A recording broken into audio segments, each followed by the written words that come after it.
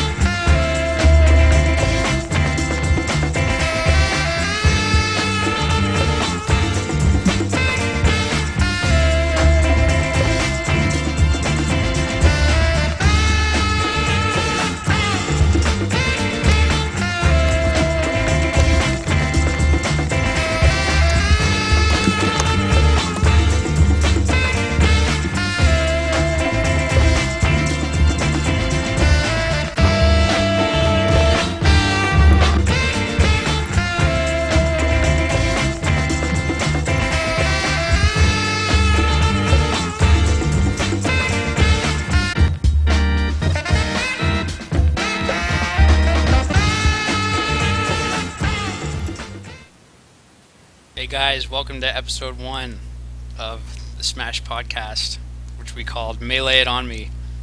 Episode 1 is called RoMKnee2012. We're going to mostly talk about ROM today. I'm your host, Scar. You already saw who's with us, Cactuar, Prog, and Sheridan. Everybody, how's it going? Cactus, how are you doing, man? I'm very good to be here. I like the title of our first episode. Is this the first time you heard it? Yeah. Shoutouts to Prog for being a genius with wordplay. Pretty Clever. Funny. All right. So I just wanted to talk about what we're trying to do with the show. Obviously, we want to talk a lot about ROM. The community kind of blew up with the events of ROM. We want to sort of just discuss it and figure out where we stand collectively. And so, your feedback is super important. We're going to check Reddit. We're going to check Twitter. We're checking the chat. So, and obviously we read the thread, so all of your input is super cool. So, and then I wanted to talk about what we're trying to do more generally. And I think that my vision is that we need, as a community, we don't really have a mechanism to discuss things in the way that I think would be most productive. We have the boards, but there is a lot of misinformation on the boards, and discussions kind of go over the same things over and over, and we kind of want to enable communication a little bit better. Education is a big part of that, just kind of trying to weed through the misinformation, focusing discussion, and also to help generate hype. Like if somebody's doing something really cool, I know that a lot of people have had really awesome efforts and maybe didn't get the support that they needed, but we as a community have a lot of resources, so if you ever need to be elevated, if you need to be on a platform, we can help with that. Prog, where do you live? Sunset Park, New York, in Brooklyn. That's what's up. Yeah. Shout-outs to that car. Yeah. Facilitating communication I think is super important, so we'll see how we do on that. And, obviously we're going to keep improving, but this is our first shot at it. And to improve general knowledge sharing so that everybody knows what's going on. Some people are doing some really cool things with sharing actual metagame techniques or advanced text or whatever, and we can disseminate information if everybody's coming to one place. So without further ado, let's get into it. Word. So we're going to start by just talking about sort of in an unbiased way what happened at ROM. Starting with the promotion, the attendance, day 1, day 2. Who wants to take the promotion and attendance at ROM? I think Prog is more suited towards talking about that. So. Okay. ROM 5, promotion-wise, was pretty static. What you expect. You have the occasional hype video. Numbers-wise, I think we got over 100, which was pretty stellar. ROM is, at this point, not really a major. It's kind of a regional plus, where we'll get a lot of East Coast players, top players from most of the U.S., and then even the occasional foreigner, and also, of course, Canada sending a great delegation at every one of these events. So in that sense, it's been relatively standard to the ROM profile in terms of attendance and whatnot. However, in terms of outside of our community, it was a lot bigger than what we have dealt with in the past. This was the first time that a ROM was on the front page of Twitch TV, which brought in a ton of additional viewers from outside of our community. And I think that's kind of an additional tipping point as to why the events are so mainstream and so important right now. Because it was more than just our hardcore fan base, it was the random person watching as well. So yeah. Yeah, so I think that sums it up pretty well. So a question that I did have was about day one. So day one, we actually started pretty late, but I actually got the sense that day one was one of the most fun day ones of any tournament, really. I know that I had that feeling, and a lot of people that I talked to really enjoyed day one a lot. Does anybody, Cactus and Prog, you guys were both there. Did you feel that way too? And do you have any ideas for why that might have been the case? Cactus, you can go first. I don't know. I didn't have quite the same feeling. I mean, to me, it was like the first day of any other national. But a lot of the time that I was there, I was spending with Kirby Kaze trying to warm up teams. So, I mean, the venue was kind of nice. It was just spread around in a circle, and we could always see everybody else. The venue was a lot bigger than the prior ROMs, so I mean, there wasn't as much elbow bumping, which has been a problem in the past. But I don't even know what else to say about that. It's just Prog, did you get that feeling?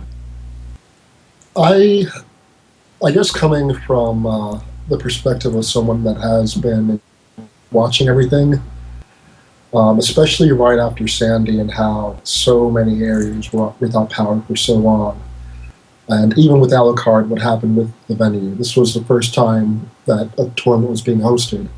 Toyways basically moved that week to that venue, and they had their technical errors because of Sandy and whatnot. So it was like Christmas morning in a sense. We were opening up a brand new venue, and also it was a really relaxed day. You know, we did mostly pools, and there were a lot of friendlies, and most importantly, there were a lot of faces of people that I'd never seen before, and you know, especially for me going to the same place that's basically a No John's venue, that's a rarity. So yeah. I was definitely inspired by that we're still somehow going. Speaking of that a little bit more, I mean, Alucard actually had an issue where the roof of the prior venue, I guess it is, fell in on several of the setups that he had. I think there were 8 setups that he had stored there, and I mean, he made a post on the forums just asking everybody to come out and support and bring the setups if they could, and I think everybody really pulled through for that. Yeah, for sure. And then, we can move on to day 2. So, oh, by the way, were there any super notable sets or matches on day 1? It was just pools, so. There was a really notable teams money match set. I think I heard about that one. Yeah, it was one of the gentlemen in this chat, Cactuar and Kirby Kaze, fighting against Warrior Knight and VG Nintendo Double Bowser, and it was really, really entertaining. It was a lot of fun to watch.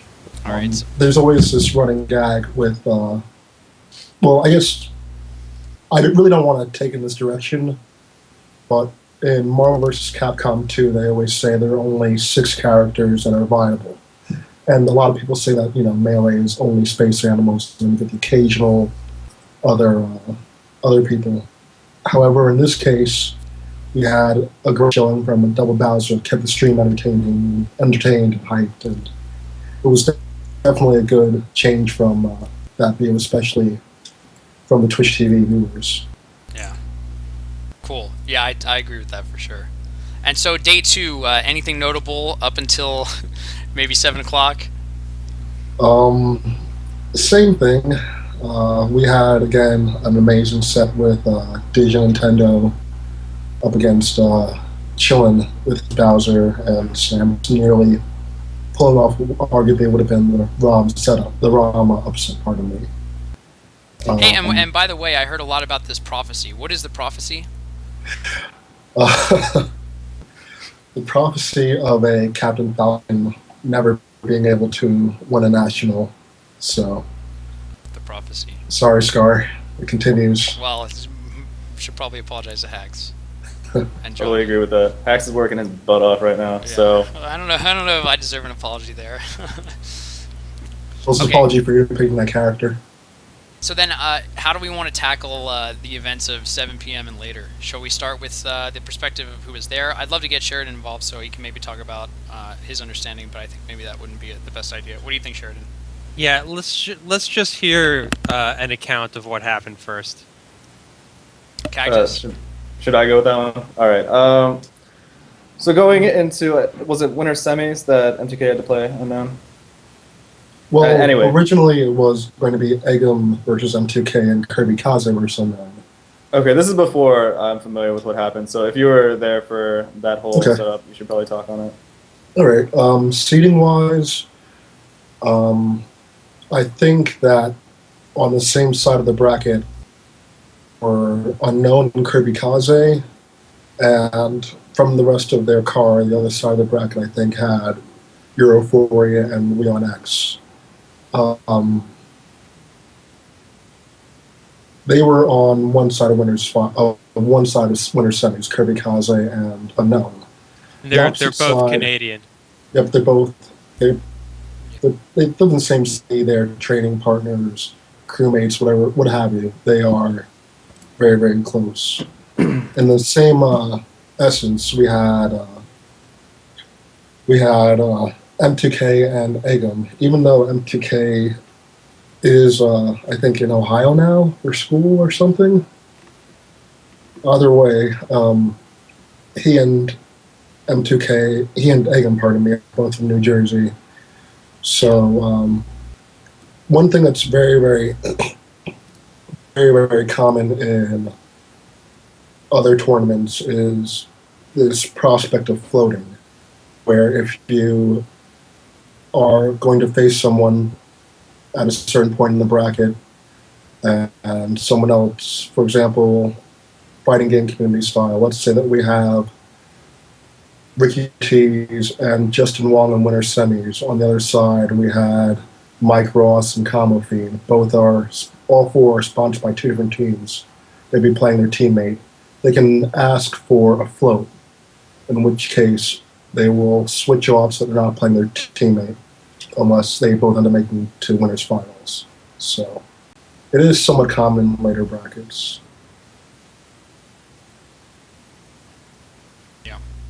Okay, so that's the float situation.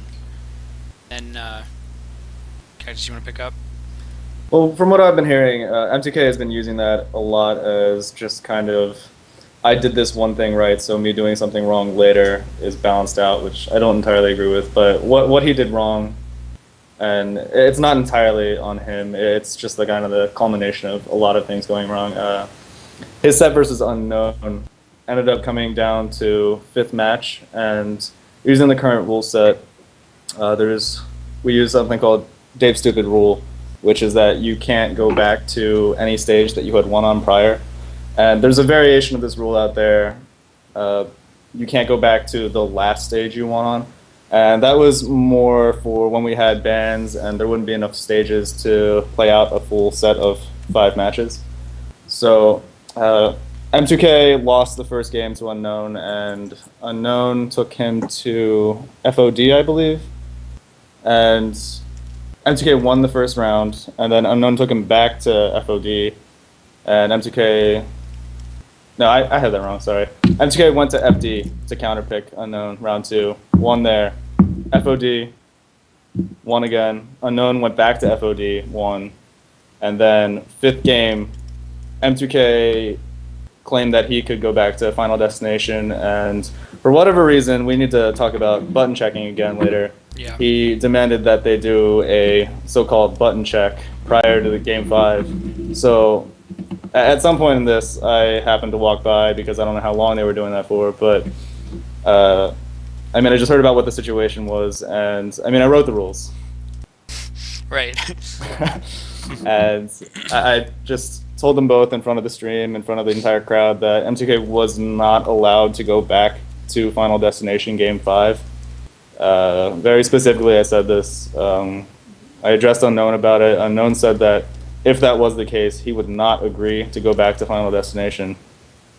And I went back to check with Alucard just to confirm that, I mean, that was exactly what he copied out of mine, because part of putting out the recommended rule set is that we want TOs to kind of take that rule set and branch out on it how they feel their community most wants the rule set to change and evolve. So I went back to confirm, and a few minutes later I looked back and they had already started the match on FD. King was already up 4-2. I mean, at that point you don't really want to just go in and say stop, don't play. Right. And I mean, moving forward from there is where a lot of this whole controversy comes from, because M2K had won that match, and then afterwards I spoke up and Alucard spoke up about that not being legal, and we were kind of just in a tough position, didn't know what to do about it. Alucard had been dealing with a lot of crap from M2K apparently, and I mean, combined with the emotion of having to deal with M2K, it's just, he kind of got pushed over the edge and made a snap decision to have them replay the 5th match. At which point, M2K felt that he had already won the set, didn't want to do it. Unknown, I don't know if Unknown was requesting this before Alucard had the idea, or if Unknown just heard the idea and was very adamant about doing it. Either way, they end up replaying it. M2K doesn't want to play anymore, loses the rematch of the 5th match miserably, and at that point he's just so discouraged that he goes into losers with the mindset that, oh, I just don't really care about going forward. But I mean, from that little segment of what happened, are there questions as far as, Well, is that Yeah, can we, Sheridan, is any of that news to you, or is that pretty much the impression that you got? Yeah, I mean that all agrees with what I've read of every other account in the thread. So it was Unknown wins on Battlefield, King wins on FD, King wins on Fountain, Unknown wins on Fountain. Then you get that whole thing about King about going back to FD, and I didn't know that they just started playing like without your guys' consent. So that's a little strange to me. Like, they sent you back there to check the rules, and they just started playing, so that's a little weird.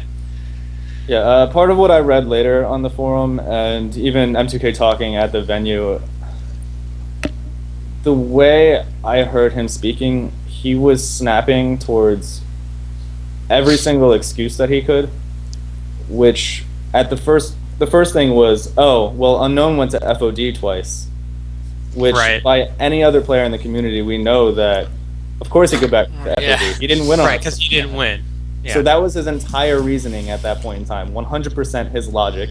Yeah. And then later on, his logic was that, oh, I do this all the time. I do this at every tournament. So I think that it's a good idea to just stick with winter semis and not. We'll deal with the facts of later stuff as we go. But if we stick with this, so I just had the question of, so Juggle Guy brought up a great point in the thread, and I'm not sure if it was rebutted. It seems that most tournaments use the DSR. Oh, first, let's clarify which DSR is which. Cactus, would you mind? Yeah. Apparently, I have it incorrect according to the Dave. I have it backwards. Somebody asked Dave. The Dave is apparently Scamp, which I didn't know either. I use the definition that I've always used, which I learned from playing in New York, and the New York guys use this definition with me. This is from back when I was playing against Wes and having to play him on like Corneria and those kinds of stages. But anyway, so Dave's stupid rule, according to how I know it, I think I already explained this once, but Dave's stupid rule is you cannot go back to any stage you had already won on. And then Dave's stupid rule modified is that you cannot go back to the last stage that you won on. Regardless of the arguments that people are making, I have it defined in the rule set. Yeah. Just because you use one definition, you have to use the one that is included with it. It's just Right, yeah. Even if the nomenclature is wrong, you have to go by what it calls it in the rule set. Right. So prior to this tournament, I don't think a lot of the majors have really adopted the full rule set, which, as I said, is kind of encouraged by us. But one of the big changes that we made was that there are no longer bans in best of fives. So prior to this change, U2 King was never allowed to use Final Destination.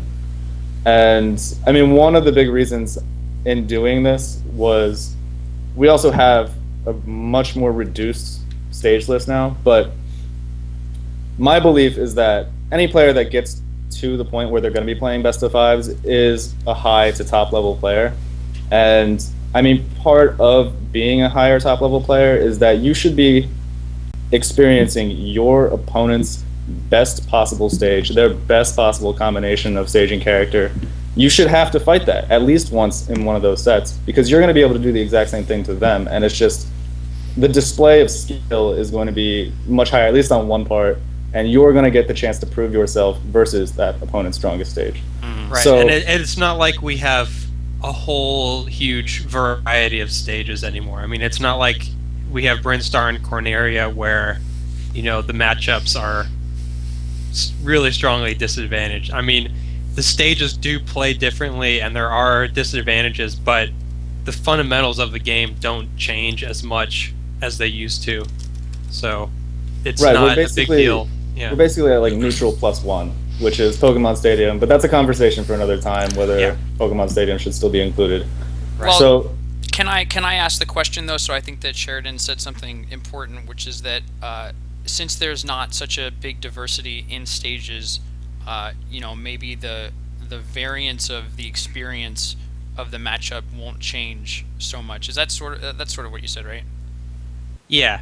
And so, like, I just wonder, like, what the value is of playing with such a discrepancy. Like, when you move farther away from the 50-50 matchup, you know, there's a character matchup that changes the 50-50 in one way, and then the stage modifies it in another way. And we know that there's certain stages. I mean, FD is one of them that skews a lot of matchups one way or another. I just wonder what the value is of, you know, making people play on that. And I understand what this what is. I Cactus think said. that's a good discussion to have, but let's press on with the DSR thing for right now. DSR. do you want so to which add one that to we're the using? document, and we'll just get back to it? Yeah, we absolutely. Well, we should. I feel like the rules is something that's really important, right? And if you're not clear on the rules, we're obviously going to have problems. So I think that we're all kind of committed to having either one rule set or understanding what the differences in the values of like different parts of the community are, and having like clear rule set 1 and rule set 2 or rule set 3. But I think we need to press on with the facts of ROM 5 for right now. We can add this to discuss it as aftermath, but for now let's continue with you know, just getting through what happened. Okay, so to continue with that, ROM 5 is using that reduced rule set, and it's using no bans. And prior to this, a lot of tournaments were using DSRM, as we discussed. ROM 5 took the rule set as I wrote it, which is DSR. And the reason I use DSR instead of DSRM is because while you should have to play your opponent's strongest possible combination, it shouldn't give them a 2-match advantage. So, I mean, Mewtwo King getting to use FD twice, for those outside of the community, you won't fully comprehend what the implication of that is, but he's usually somewhat untouchable on that stage, and it's just, it's such a strong counter pick for him that it just kind of skews the set. So, for him to be able to use it twice, I mean, even in writing the rules, he was the first person that I thought of, and it just comes off as not being close in the variance that, I mean, Scar was talking about, where we're trying to keep things 50-50 throughout the entire set. While one match may be a little skewed, the entire set itself should come close to that 50-50. So at ROM, they were using standard DSR, and Mewtwo King's claim later was that he didn't know that as well. And it's just another one of the reasons that this ended up happening. Yeah. Okay. Yeah. And then we'll talk about DSR later, and you know what the merits of either are. So was there excessive button checking during winter semis, or did that come up later? Button checking is really, let me warm up on the TV for a minute or two. which is understandable because every different TV, I mean, you kind of want to get used to it before you go straight into your match. So, I mean, I've talked about in the rule set thread before that we can have just start a 2-minute match. Once the 2-minute match is over, that's your warm-up. That's all there should be. Other people in the community have claimed that we should have a 1-minute thing, but the problem with this is that that's not what happens currently. When King sits down, he wants to sit there and needle cancel for 20 minutes. That's not acceptable. It's just it's holding up the stream. It's holding up the tournament itself. It's kind of killing the hype that we're generating. It's killing the pace of the tournament, and we need to have rules in place for this in the future. Mm-hmm. So, you were saying? Yeah, so that's like a pretty cut and dry case. I think we actually have kind of reached a consensus on this. You know, sort of what happened is not really good. We should do something about it. So we can just move on. By the way, I just wanted to bring up something else. I've actually been hearing from a lot of people that the saddest part of ROM 5 and what happened at ROM 5 is that you know, there may be apologies, there may be discussion, but nothing is necessarily going to change about it. So I think this is something that I really want to talk about later, but I'd like to sort of get a feel for what we can do to actually make real change. You know, MBR is pretty powerful, but I'd definitely like to explore what we're really doing to make sure that we actually make the community better and learn from our mistakes. Yeah, so we'll definitely talk about that later. So the facts. So where we're at right now is Mewtwo King won Game 5 on FD, right? Right. And so like Cactuar said, you know, it was kind of a snap decision to have them replay it, and then, you know, they both Unknown and Alucard and Cactuar are dealing with M2K's whatnot throughout the whole thing. So Unknown proceeds to win the rematch, and you know, and then he's got Kirby Kaze in winners finals, and so that's when this splitting kind of saga kind of begins. So okay, I can pick up from here. yeah, I mean, I've been reading the thread that they have going on and off, and I really disagree with the negativity that's going out towards Unknown and Kirby Kaze, because I agree. Everyone is talking about it as if they wanted to split the pot. They didn't want to try in their sets. In my opinion, and from what I've seen, and from talking to Kirby Kaze, and from, I mean, just being around Unknown, it's not their intention. What they wanted to do was to play their set out. Unknown got into winners finals, and I mean, he was completely discouraged. He had just gotten off of a win versus Mewtwo King that very well may be considered illegitimate. That's going to be on his mind the entire set with Kirby Kaze. I'm pretty sure that's what happened. He sat down with Kirby Kaze and played the first match, couldn't focus. So he wanted to forfeit out of winners because, I mean, if you don't want to play the game, it's not our position to tell you to force you to play out a set. You're just going to be upset with everybody around you. So he tried to get up from the setup and just say, I forfeit this set. And this isn't the fault of anyone, but he was pressured by the stream crew and whoever else to sit down and finish it out. So at this point, Kirby Kaze, knowing that Unknown isn't going to play the set seriously, is also discouraged from playing the set. Neither of them at this point want to play the set, and yet they're being forced to. So they pick random characters that they don't usually play in tournament, not with the purpose to sandbag, but to just get it over with, not have to play try hard mode the entire time. And then they get addressed by Alucard, and they get addressed by the stream. I think Gimmer was the one who talked to them about it, but they got yelled at apparently for doing that. So they picked somewhat serious characters, but still not their mains. So right. Kirby Kaze went Fox, I believe, and Unknown went Falco. And in this set that Unknown had previously forfeit through, he wins versus Kirby Kaze 3-2. And so, Unknown mentioned that splitting had not come up at this point. Like, they had not discussed splitting at all through winners finals yet. Kirby Kaze and Unknown had not. Right. That's not true completely. I see. After Mewtwo King had lost to Unknown, I was still with Alucard at the TO table, and Kirby Kaze was standing next to me. Mewtwo King came over to Kirby Kaze and kind of begged them to split based on his loss, based on him being very discouraged at this point, not thinking that he's going to play well. I mean, to me, that's kind of inappropriate. I mean, even though there is some area to question as far as how he lost that set, it's still on him to make it back to at least loser finals and then be able to talk about that. But even then, you should still be motivating yourself to make it through loser finals, to make it through winners finals. It's not, oh, I lost the set in winners, now I'm scared of losing, now I need to demand that they split because this is illegitimate. It's just, at that point, speaking to Kirby Kaze, he the entire weekend was just building confidence. He went to ROM, he was so confident in himself, he wanted to win. He wanted to beat M2K, he wanted to show everybody what he could do.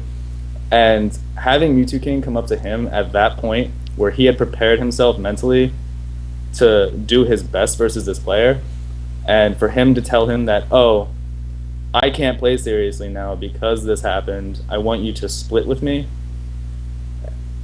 All of that fire that Kirby Kaze had was just extinguished immediately. There was nothing left to him. And again, going into winners finals against Unknown, where is that motivation to get past Unknown now? His entire objective was to beat M2K, to play M2K seriously, and he knew that wasn't going to happen.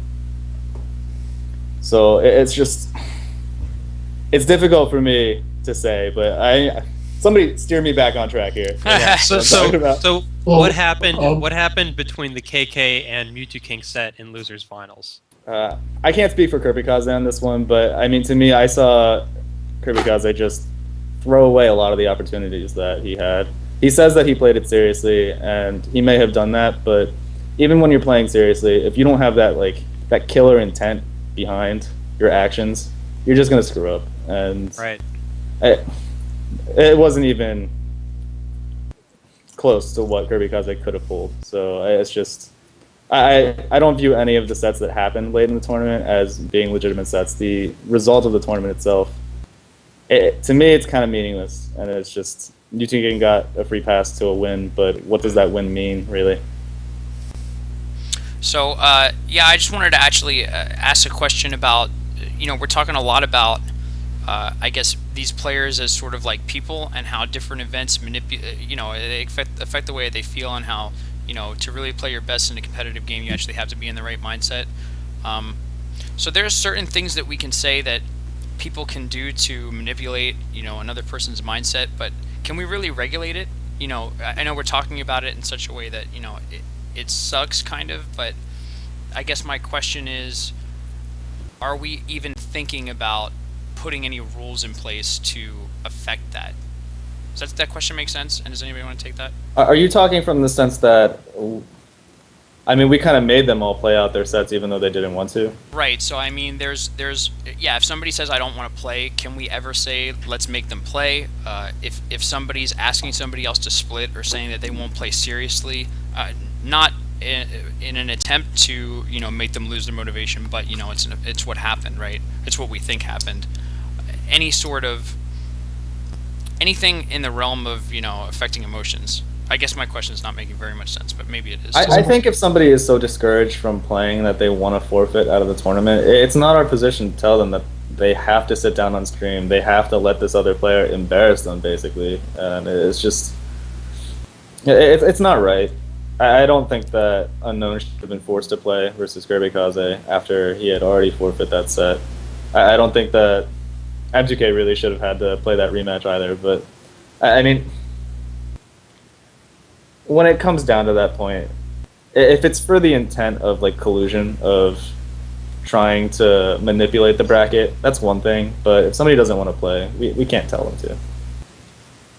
Yeah, Well, and I mean, Go ahead, Prog. I mean, there are other situations where things like this do happen when the player is just not in the right mindset. We really don't talk about having, for example, this was a New York event, and especially during the DJ Nintendo versus Nintendo match, Nintendo had pretty much that entire New York crew behind him, screaming at him, trying to keep him down, and that, of course, is going to be disheartening. That also can extinguish a fire, but there is no conversation on whether or not that should stop. And honestly, for that type of thing, I don't think it should stop. This is all part of the game. It is competitive, not just in the game, but behind the game as well. You're not always going to be the hero in every situation. And this is all part of it, unfortunately. So,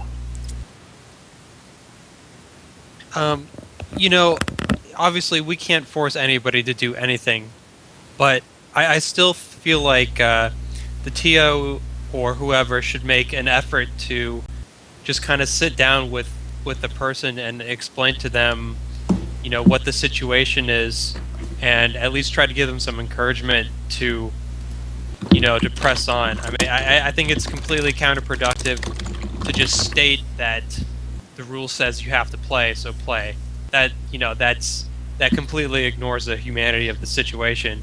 And I think if the TO goes into the situation and, you know, explains to the person, you know, that this is what you're here for, and, you know, we would all like you to show your competitive spirit, and that's going to be a lot more productive in, you know, in getting getting finals to happen and getting entertaining finals and maintaining the competitive spirit of the tournament.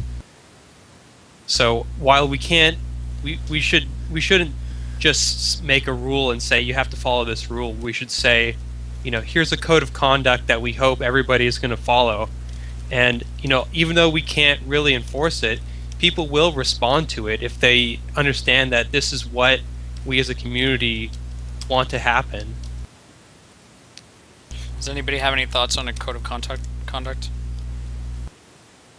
I mean, again, this is going to be something we need to discuss later, so it should just be added to our document for, like, future. But Well, how do you feel? You feel it's pretty cool? having a code You of feel like conduct. it's you know, you feel like it's something that you wouldn't want to talk about? Just a quick... I mean, what I take away from what Sheridan is saying is more that we need to be supportive of people who are going into those positions in the late game tournament, and if they happen to be discouraged, you want to be able to talk to the person before talking to just the player who has to play this match. You want to say to them, why don't you feel like playing the match? Mhm. How can we motivate you to want to play the match? And speaking just to the player, I mean, a lot of that is internal. A lot of that is, my motivation is to win, is the pride involved, is whatever they might hold dear to them. But for some players, it's once they get to that position and once they agree to split, the significance of the set is no longer there. But, I mean, if you look at PP, you look at Mango, you look at HBox, you look at Armada, they don't care about the money. They care about beating the other person. They care about being the best. And, I mean, that always has to be the inherent motivation, and you have to make that clear to them. And it's just, it's really easy to forget that when somebody comes up to you at the end of the tournament and says, do you want to just split and get out of here? Do you want to just split and throw the matches real quick? And it's just, that's the code of conduct right there. That's what people don't want to see. People don't want to see people at the end of the tournament not trying because they've already secured the pot. They want to see people playing it out for that pride, playing it out for the ability to say, hey, I won my pot against an opponent who was trying and against an opponent who was strong. And that's just not what we have here. Everybody's upset because the final matches of round 5 were kind of a joke. So, What exactly happened in those final matches? I mean, I know Mewtwo King 6-0'd him, but what was Unknown doing? What was the general feeling during that? it was reminiscent of the very first ROM's grand finals. I'm not sure if you guys remember it, but after we had that set with M2K versus Shiz, we had a Mango Mewtwo King set where we saw secondaries everywhere. And the same situation happened for this.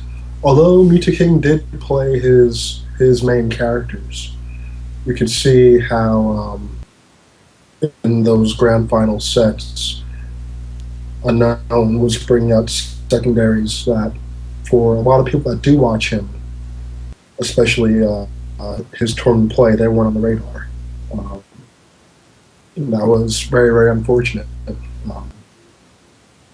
Yeah, I think that's a really good parallel. Yeah, and we had, man, ROM 1, we had one of the best sets ever, M2K versus Shiz, and then if I remember correctly, it was like Falcon Dittos, and yeah, I think that Unknown was, yeah, kind of not playing his best characters, and something that that I noticed was that even if, you know, maybe we think that people outside of the community might not have known that, you could tell by the feeling in the room, you know, the feeling over the commentary. You know, the commentators know exactly what's going on, and the feeling that they sort of projected was that this is a joke. So it was very obvious, I think, from start to finish. And a lot of people in this stream chat, so I was actually watching on stream, were wondering if Unknown was like throwing the first set so that we could have like a one-set grand finals to sort of, you know, re-simulate winners finals, something like that.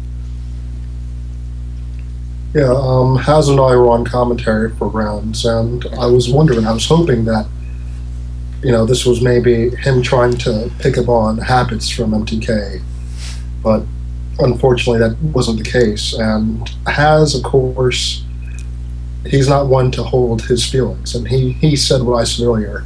It's just like ROM 1, when you're not sure if this is the way to go. And, yeah.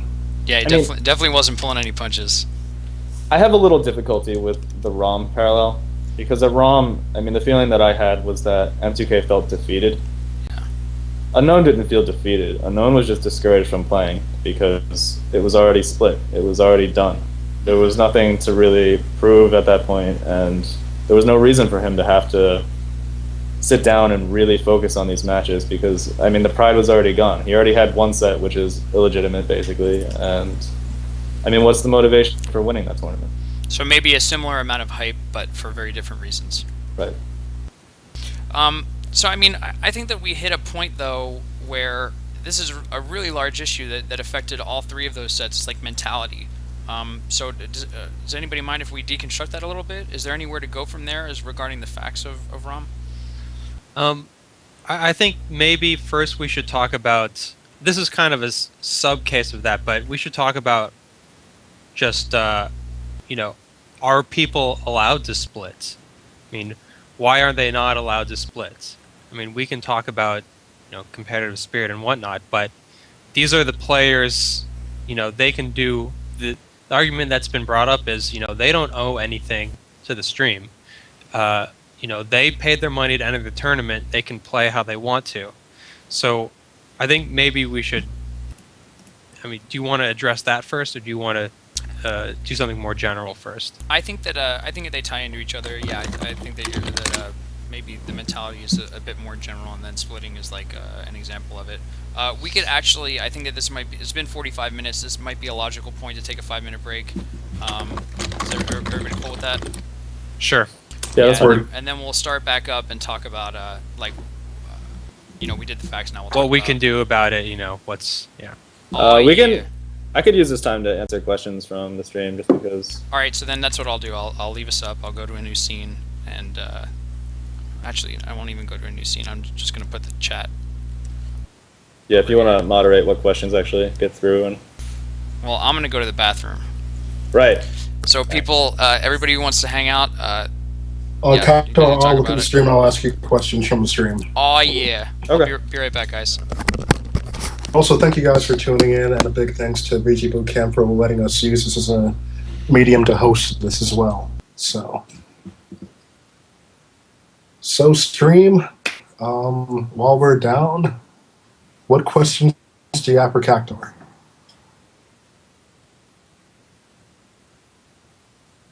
I have a question, Cactuar. Yeah. What shampoo do you use? Shampoo to use? Currently, I use one of those Axe shampoos, but I've been looking for a new one. So if anybody has any suggestions for, I don't know. I used to use one of those herbal essences shampoos back in the day. I think my hair was a lot better back then, though. I used to use that too. Yeah. I use that, but I have long hair, so it got really annoying having to do shampoo and conditioner. Mm-hmm. So I've convenienced my life by moving to the 2-in-1, and my life has been so much better ever since then. To answer a question I just saw, do I use a pink shampoo? My shampoo is actually like a metallic green color, which is why I picked it. So I've been known to pick out a lot of things in my life based on what color they are, simply because I like green.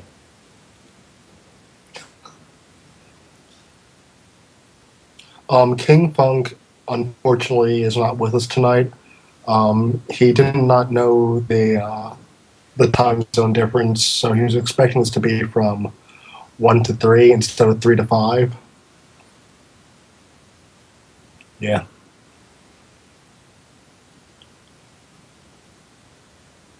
Cactuar, what's your favorite cereal? And actually, we're gonna follow us around. What's my favorite cereal?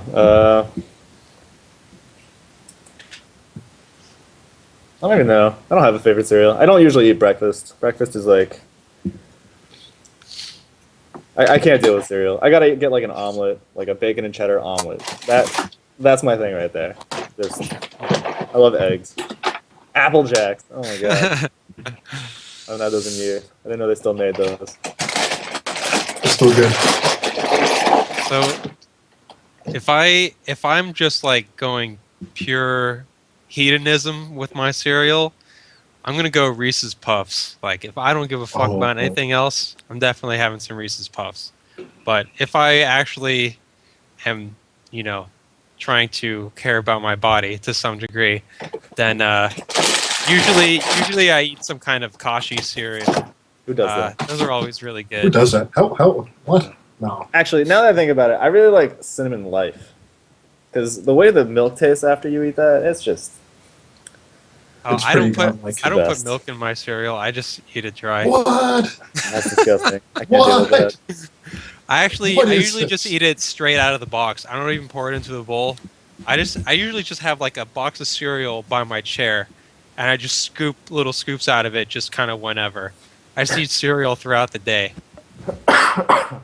Does anyone eat Kix? I hope not. Like, cereal's garbage. Oh, I thought you said a completely different word. My bad. What? Nothing. Wow, I just sat down and heard something unspeakable. Right. Exactly. All right. Last question before we start this back up, I guess. I thought you were gonna eat a little bit. Oh, well, we can keep going then. I heard some cereal talk. What's going on? We talking about the cereal tier list? Word. Did somebody figure out what the Cactuar pancake? Yo, your mic is a little messed up, Bob. Yeah. I may have fixed it. Yeah. I think I fixed it. I think just before we start, we can do some more questions. But before we start, I think we should establish like the next couple of issues we want to address, because we made some good progress in the first segment, but I think we were kind of a little all over the place. So it would be easier for everybody else to understand if we keep it just a little bit more structured, I think. Sure. So let's like agree on the next couple topics. Sheridan, you can update a Google Doc, right? I've been looking at it. Yeah. You can edit it, dude. I promise. Okay. Cool. So I think the next two things we should talk about are what were the things that contributed to this mess at ROM 5, and what we can do to address those. Those are very broad things, but we can... Dude, I love you so much. I had the exact same thoughts. And I actually wanted to take it one little step further and sort of... So what contributed in my mind is like why this happened. I think it's the exact same thing. Right. And then there's two categories that I thought of. One is things that are neutral or in line with our goals, and the other is things that are like detrimental to the scene as a whole, or detrimental to any interested party, right? And those are really the only ones we need to talk about. The things that are contributing and also bad. So like Prog mentioned the crowd. Yeah, they absolutely can contribute to like, you know, things like this, but. And I think that thing I mentioned earlier about the relationship between the players, the TO, and you know the rest of the community, whether that be you know the people at home or the people on the stream, that's kind of going to be a running theme.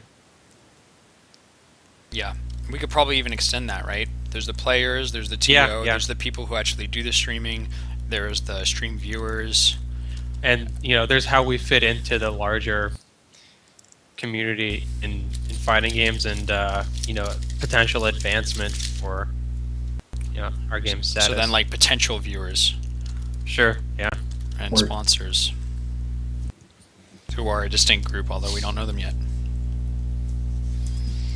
Alright, well I guess I won't eat then, even though I'm pretty hungry. I mean, we could still answer some questions if you need to eat. Yeah, I mean, we can answer like a couple more questions. You having fun? Maybe some legitimate questions this time. And actually, even with that, again, I want to ask you guys, if you aren't already, please follow VG Bootcamp here, Facebook, Twitter. They do a lot for us, especially the last couple of weeks. They've been nationwide, giving every single major LA stream for a bit, so definitely give them a shout. Oh, did you want to add Fuzziness to the call, just to get on that European scene? Fair enough. On blast. If we had him at the start, that would have been fine. But it's just gonna. Yeah, I feel like we got a feel for 4 people, and maybe you know. I think that this is enough people for now. Yeah. All right, Prog, you want to pick out some more questions while Bob stuffs his face over there? It was really good, by the way. My mom made me a cheesesteak. You know, I usually take them without onions, but she puts onions in. What kind of cheese do you get? She just puts American, sometimes provolone. Provolone's the best. I go provolone. Provolone's the best for sure. Yeah. It's always a treat. It's not a debate. It's definitely the best. Well, but I like That was cheese an whiz. easy question. I wish all our questions were that easy. What about whiz though? You throw a whiz in the mix, now you got like this wild card. I've never had it with whiz. It sounds actually fairly disgusting. That sounds like a Sheridan answer. Yeah. It's really good, dude. But you have to have it in Philly. Ooh, we have a good question from the stream. Is it not possible to have one universal rule set?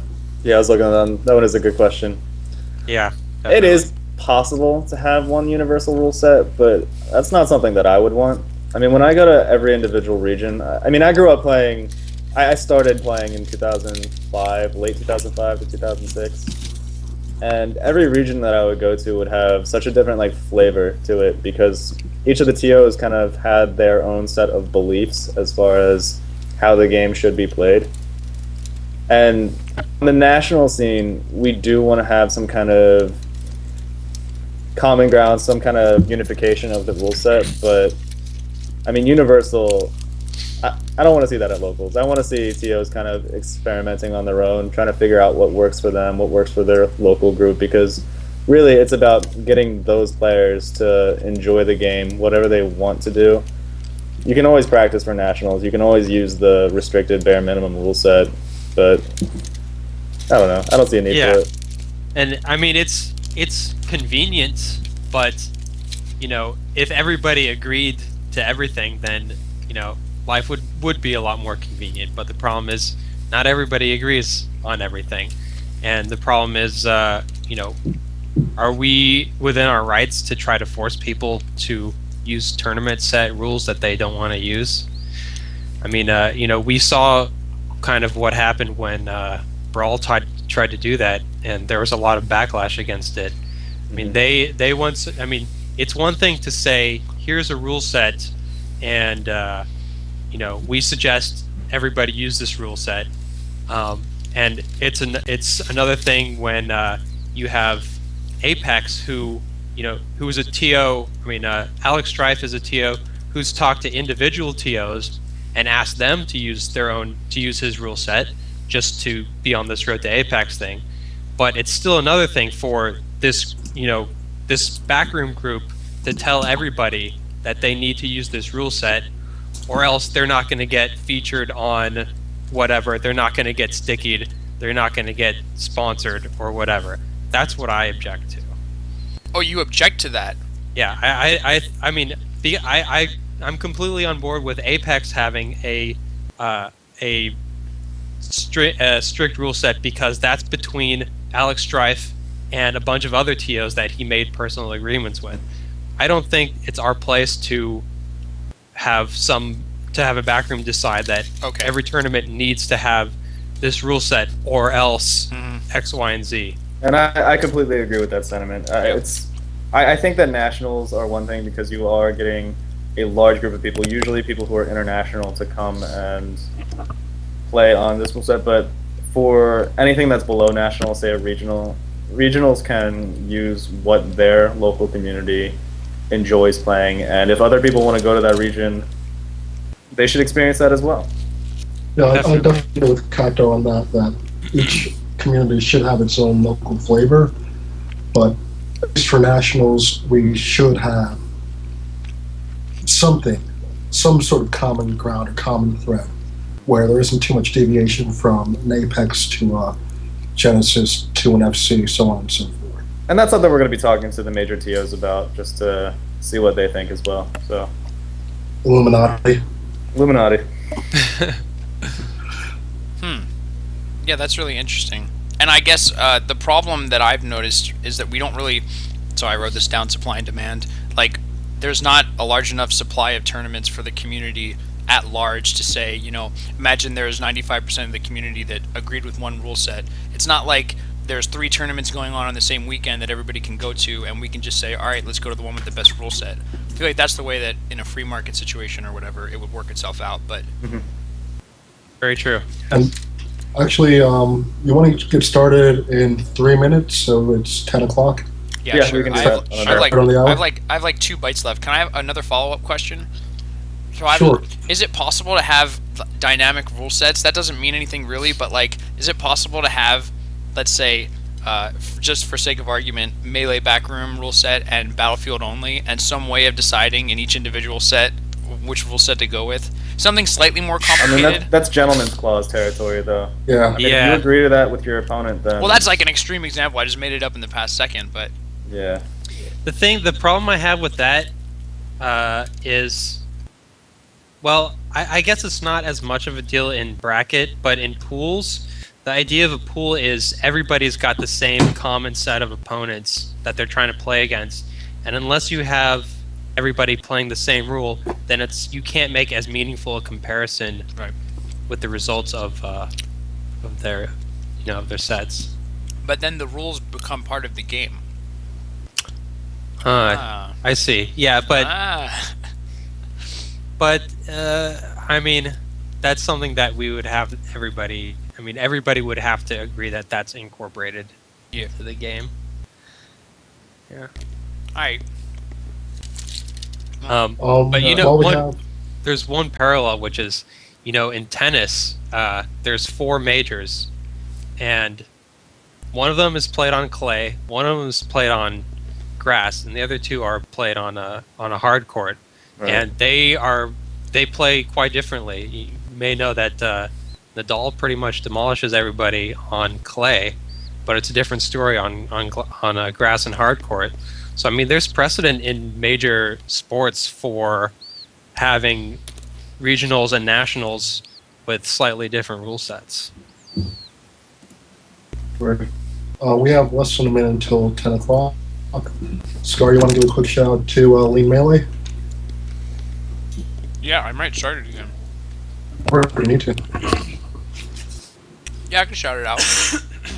I'd rather shout out my Twitter. I'm at Bobby Scar. Feel free to, follow. Or ask me questions there. We'll be taking a look at them in the next break. And actually, we'll be talking about Twitter, I think, in the next break too, right? Yeah, that would be sick. Cool. And we're back to air in 3, 2, welcome back. we're back. Greetings. How was everybody's break? Long time no talk. All right, so we're back. Sheridan had a phenomenal idea of sort of laying out what we're going to talk about, and let's get right to it. So we talked about what happened at ROM. Now we want to talk about what contributed to all these problems and admit that to what was bad, with the goal of talking about how we're going to fix them. So, Right. should we start with the relationship between the players and all the interested parties, the relationship between all the stakeholders, really? First, let's kind of identify the specific things that contributed to this. Fantastic. Yeah. So, Juggle Guy, in his initial post in that thread, somewhat of a biased analysis, but a couple things that I think definitely should be examined is the first thing is we talked about this difference between Dave's stupid rule and modified Dave's stupid rule, independent of which one's supposed to be which. The fact is that they used a different one than every other tournament, and there wasn't enough. They didn't do enough to make people aware of this. I mean, you can say, well, everybody should read the rule set. Yeah, everybody should read the rule set, but if you can make people more aware of things, then you should do it, especially when you know that there's going to be some people that aren't going to do that. So lack of awareness of the rule set was one thing that he identified. So I wrote that down as the TO's job to make the rules either consistent or clear. Yes, absolutely. If you're going to do something different, you really need to sit everybody down and tell them that this is what's different. Unplug all the TVs, turn off all the stations, get on a table with a microphone, get everybody to stand around you, and lay it out for everybody. And people do that at tournaments. It's not impossible. So that's what you got to do. Show. All right, so rules was one of them. I'm actually looking at the thread. Number 2, do you want to read it, Sheridan? Are you looking at it? Yeah. So, point number 2 kind of merges with point number 1, which was, they were confused about the rule set. The players were confused about the rule set, Unknown and Mewtwo King, and they just started the set without getting confirmation from Cactus and Alucard, and I have no idea why they would do that, but they kind of poisoned the well after when they did that. So I guess you can't. Maybe somebody should have been there to just stop them in case they did something, but I put that more on the players than on the TOs. Yeah. But that point in particular, I do believe that is on Unknown. Unknown should have been able to say, I want to wait until we hear back from the TO to confirm this. It is unfair that M2K was pressuring him to begin the match, as far as I know. And I don't recall, but I think it was mentioned that the stream, whoever was running the stream, was also saying what's taking so long, yada yada. You got to give the players time. It's not your position to be telling them that they need to start the match if it's in the middle of the set, if there's a big decision to be made. So, right. So then players really need to accept responsibility for what's in their control. Regardless of everything else, the fact may exist that it would have been very difficult for Unknown to actually put his controller down and say, no, I'm not playing until I know. We're sort of saying that's an option that he had realistically that would have played out in his favor. Also, in that scenario, M2K should not be sitting there warming up between matches. I don't care that his opinion is that, oh, well, this is going to help me play my best. It's just, that's not appropriate. And I mean, I'll have a stronger argument for that at some point, but there's so much else to talk about right now that it's kind of like the least priority. Yeah. We can't give everybody that privilege. And, we're not going to, or we shouldn't, give him that just because he frequently says that that's what he needs and wants and gets away with it. Yeah, I'm good with that. And then number 3, from Juggle Guy's post at least. Right. So the third item is the decision to replay Game 5. That's, I mean, I think it should be. I realize that there was a lot of frustration and confusion involved, and so I don't want to put him on blast too hard. But once the game is done, it's done, and barring certain exceptional circumstances, which are up to the TO. But if both people played this match under the apprehension that this was a serious match, this was going to be part of the results, then it's done once it's done, and you should have just went with that. And the reason is that if you replay it, then people are using the information from the previous game in the rematch, and that just kind of, again, it poisons the well, it skews the results, and one person is, if there's a difference in who wins, that person's going to be that they're going to feel cheated, and it's going to deflate them for the rest of the tournament.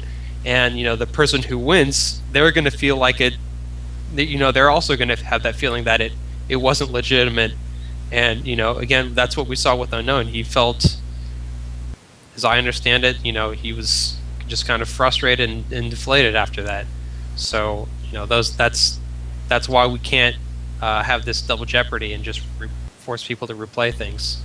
So it's basically board game rules, right? If you take your hands off the piece, that's your Done.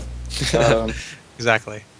Can we at all talk about or draw a distinction between what's appropriate for, like, what Sheridan mentioned was extenuating circumstances or extraordinary circumstances versus what isn't? Do you know what I mean? Like, as soon as you added that, it kind of makes it more hairy, because I feel like Alucard did the best that he could in that he felt that this was one of those cases where it's like completely wrong. Yeah, I'm having trouble coming up with an example. As far as I know, the only time you replay a match is if somebody smacked the other guy before the right. game. That would be something. If the setup turned off for whatever reason, that would be another scenario. If the game glitched out, which doesn't happen really. Yeah, but those would be things that affect the game in progress, not things that are already completed. Right. So then in the vast majority of circumstances, board game rules. Yeah.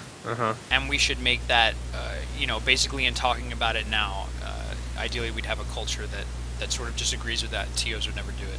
Yeah, and I would say, if the result was, if the result of the match was because one player, I believe, I'm inclined to believe Mewtwo King when he says he was ignorant of the rules or whatever, and he was just doing his, trying to get Unknown to agree to whatever.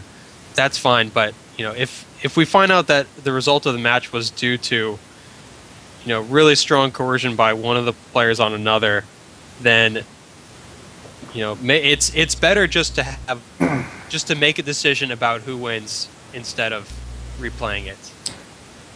I do want to speak on Alucard's behalf here, just because you're not calling him out for this, but sure. It is a questionable decision to make, and ultimately it was probably the wrong decision to make, but Alucard was under a lot of pressure in that moment, and it's not the kind of thing that you want to let sit for a long time. So when it came down to it, he made the decision on the spot, and he just went with it, which I do think is the right call. If you're going to do something along those lines, you stick to it.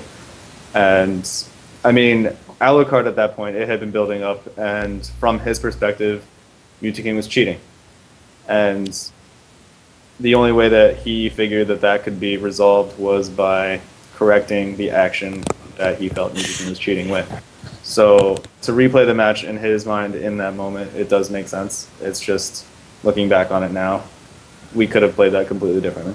Yeah, usually Alucard has a much larger staff in ROM. However, that certainly wasn't the case this year. In addition, he had a couple of scuffles with M2K. There was an issue with, I think, M2K having a set against Aether that Alucard was saving for the stream. He wanted X number of matches replayed from winners quarters on the PM stream.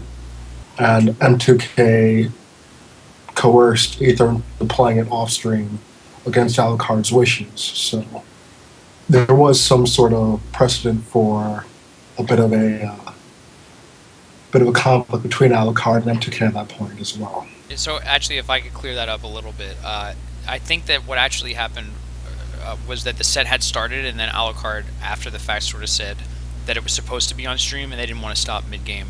And that was actually holding up a lot of the bracket, was that match. I could put Ether on blast. You know what you were doing, Ether. Play your sets when you're called. But I'm not going to put him on blast, because he's a nice guy. So, but anyway, yeah, whether or not it was communicated beforehand, neither Ether nor M2K were like, hey, let's play this on stream because we're supposed to. You know, that said, maybe when they sat down, they knew about it, and somebody said, you know, something or another. But my understanding is that it was an after-the-fact kind of thing, and they didn't want to stop and start again. Gimmer is saying something in the chat that's kind of relevant here, which is that Alucard told M2K beforehand. Yeah. And M2K did not listen, but Ether did not know that this was the case. So, okay. I mean, there is fault on M2K there. Right. So how much does this fit in with the larger topic, by the way? I'm trying to write this down somehow. This is the TO and player interaction. Yeah. So then my question becomes, you know, how much does this fall on the player to follow through, and can we regulate this at all? To follow through with what specifically? It's a request from the TO. You know, and do there need to be measures put in place that give TOs more authority? You know. I mean, if I think often it's usually just a matter of having enough people to get to do what you want to do. I mean, it's from what Prog says, it sounds like Alucard was understaffed, and if he had had people helping him out, more people, you know, the guy running the stream shouldn't have to be the authority of people playing their matches. I mean, there should be somebody getting the people to the station and getting things going. It can't be the head TO doing that. He's got too much other stuff to deal with than to chaperone players to their stations, and the guy running the stream's got too much to do with too. So I think it's just a matter of staffing on that. That's a great point. So not necessarily regulating, but staffing and preparing in such a way that, you know, it's almost a no-brainer. Right.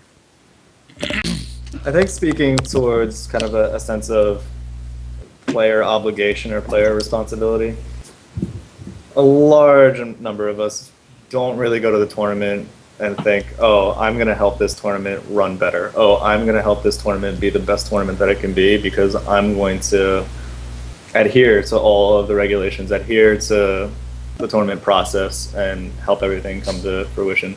And I mean, that's a problem with all of us. We need to kind of understand that the TO can't be everywhere. We need to understand that it's not just about us, it's not about our placement, it's about the experience for everyone. And a lot of the time that's not what happens. A lot of selfish decisions are made. We sit there and we play friendlies, we try to warm up when we're supposed to be playing our tournament matches. If you're not warmed up by the time your tournament set gets called, I mean, it is your fault that you haven't done that. You could say, oh, I got to the venue late, but it's your fault that you got to the venue late. You could say that, oh, I can't find a TV, but it's nobody's responsibility but yours. Yeah, and, you know, some people have the mindset that, you know, well, I paid my money to get into this tournament, I can do whatever I want. And, you know, it's hard to just combat that directly. You can't just say, no, do this instead. I mean, you have to, you know, engender respect, mutual respect between the TO and the players. The TO should kind of be present in the room so that everybody can see him, and he gets kind of more of a personal, you get more of a personal vibe from the people that are running the tournament. That gets you more respect from people, and, you know, you're never gonna completely get rid of the, you know, the mentality of people who are just there for themselves. But, you know, there's ways to fight that. Yeah, so it just seems like that's a really, really big and hairy issue, which is basically that the interested parties just don't have the same goals. And so there are things that we can do, I think, to help them better align, or to enable one group to work with another group. So, for example, if we're trying to say, we're trying to get, God damn it, if we're trying to get the players to play on a stream or on a certain setup, the TOs can enable that a little bit better. And now it's not necessarily that the interests are aligning, but one group is enabling another group to do, what's best for the greater good. But that seems like a discussion that would be kind of almost like a meeting or a panel where we would come up with, I guess, best practices or something like that. Yeah, but I think it gets in. It kind of we can segue into the issue of the tournament is the TOs. I mean, it's the TOs and the communities and everybody's, right? So the people who come there, I mean, the TO put in and the host put in all the work to get it organized. So as far as I'm concerned, the TO has the right to set the code of conduct that he wants people to follow. And when you come to a tournament and pay your money, you are agreeing to abide by that when you go in there. And this speaks to what we can do about people splitting and people not playing out serious sets, because this is the conflict between I paid my money to enter my tournament, I can do what I want, which is true to some degree, and you also agreed to abide by the code of conduct of the tournament when you paid in, as kind of a tacit agreement. And so players need to understand that when they come in. And if they come into a tournament where they have no intention of putting their best efforts in, but the TO has built his tournament up to be something that's going to be streamed to a lot of people, this is going to be shared all across the Smash and fighting game community, then he has the right to expect that from the people that come to his tournament, as long as he's made it clear that this is the goal of his tournament and this is what he expects from people when they show up, that they're going to get competition from people. And I think kind of what the frustration that I saw, especially from Kirby-Kaze, is that they didn't ask for all this attention. They didn't ask for 4,000 people watching them on the stream.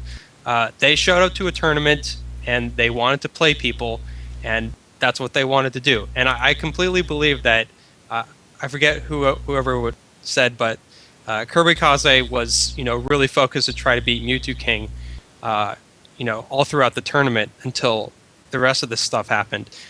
So I think it's wrong when people are bagging so hard on Kirby-Kaze and Unknown for what they did, because, like I'm saying, they didn't ask for this, and now people are getting on their case for not for not doing what we think they should be doing after the fact. To speak towards TO responsibility, I mean, it's been a long belief of mine that TOs, they kind of identify with their tournament too much. A TO is a separate entity from the tournament. A TO should be the person who's acting out the process of that tournament. They're acting out the will of the tournament. You need to run your you need to run your tournament on schedule. Excuse me. You need to run your tournament on schedule. The tournament should be completely separate from any emotion that the TO has as far as DQing people when they don't show up. TOs need to be more strict, and it's just not the way it is. Basically you're saying that they beforehand sort of should have an idea of how the tournament runs and then just sort of run that script according to like what they already said they would do, as opposed to getting upset with something and making an emotional decision. Absolutely. And at the same time, it's avoiding that responsibility of, oh, this person that I know has come up to me and said, whatever, I want to go get food. I don't make a special exception for them. It goes by the tournament. I'm just acting it out. So maybe this contributed to what happened. Like in a sort of general way, the expectation when you go to a Smash tournament nowadays is not that things are going to be strict. We have rules. Like we've had Mages DQ since I started 2007, and I've never ever seen anybody get disqualified or lose game one of a set, even though that's often in the rules.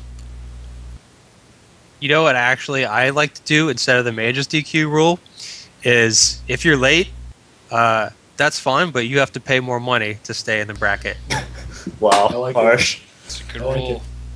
All right, I think we're getting a little sidetracked here, so let's get back to our. Right, yeah.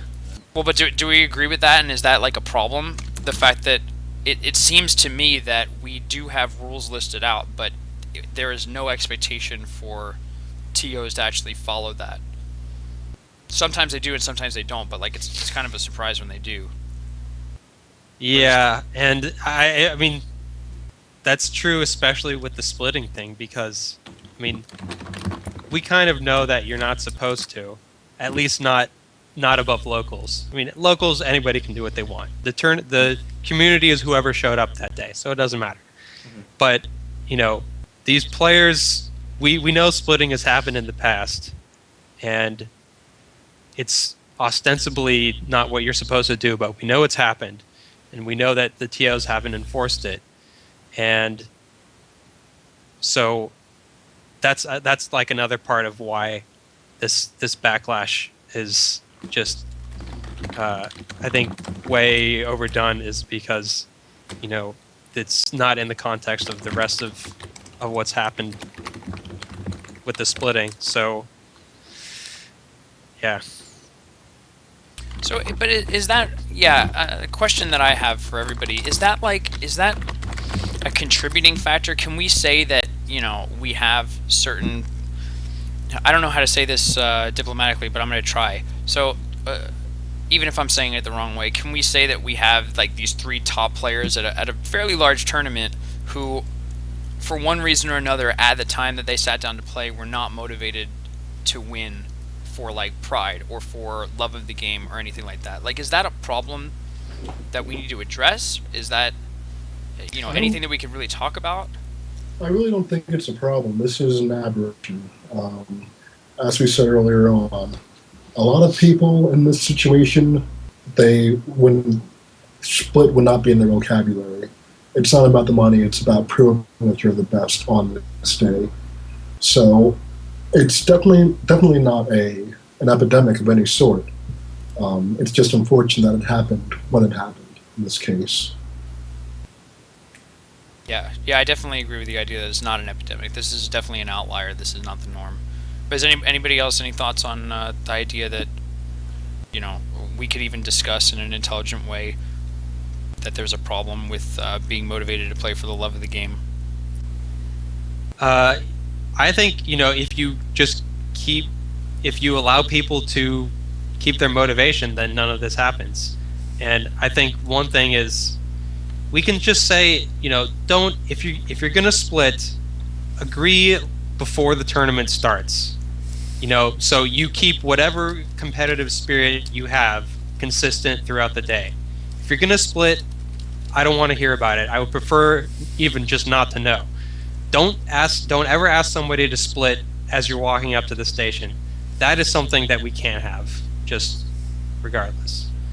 But we can't stop people from doing it. We can only, you know, it's more of a proactive thing. Like we give people reasons to maintain their competitive spirit, and we just have to kind of roll with what happens. And that's, you know, that's the attitude we should try to take, I think, is we facilitate, you know, competition. We don't try to restrict or you know, invade people's lives to make sure they're not doing something we don't want to do. And the only other alternative, this was kind of brought up in the thread that's discussing all of this, is that there are rewards that we could be offering that aren't just monetary. Mm-hmm.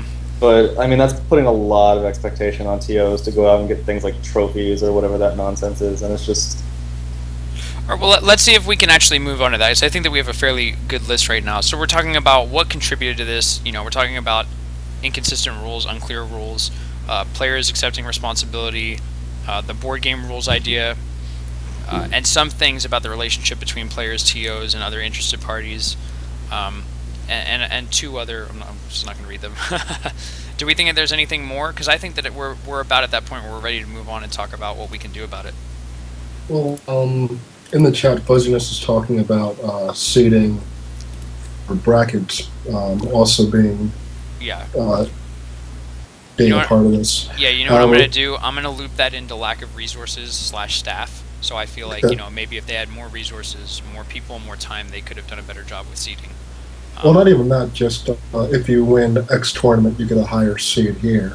However, it's kind of difficult because we aren't as organized as EVO or things of that nature. We don't have that one major where everything culminates at.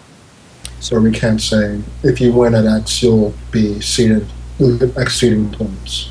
So for me to clarify really quickly, you're talking about like Apex seeding points. Right. Okay. But the problem is we don't have enough tournaments that are spread out evenly enough, or that enough people travel to for these Apex seeding points to be properly divvied out. Nor do we have that one major tournament. I mean, Apex is on its way and doing a great job at it. We're becoming our EVO, but it's not quite there yet. Well, anyway, anything else on? I'm sorry, Sheridan. You can go ahead.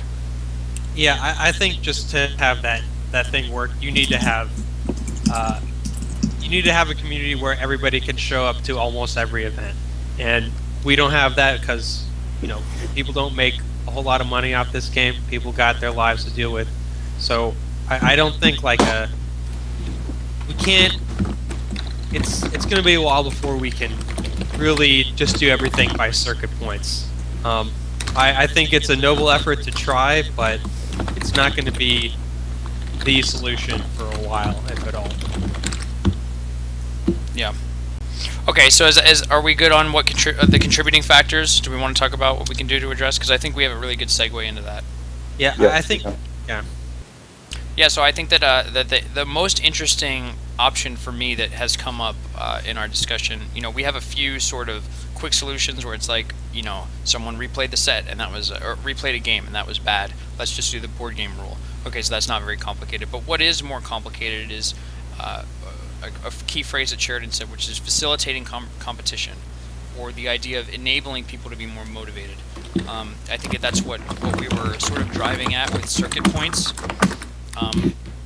Ideally circuit points would work in such a way that you really want to win because you get some reward outside of money. So there is a distinct tangible difference between first and second, even if you're splitting the pot.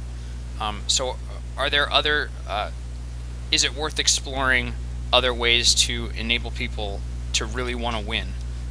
So Cactuar mentioned trophies, and yeah, I agree that maybe that is above and beyond for TOs, but are there other ways that are free or, easy to implement that we're interested in?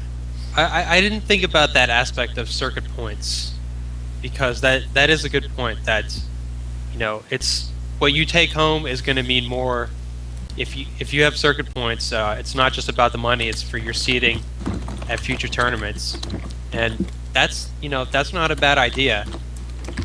So can I actually ask a different question? Is related to this. It's a little bit off topic, but not super off topic, and I think it's interesting enough.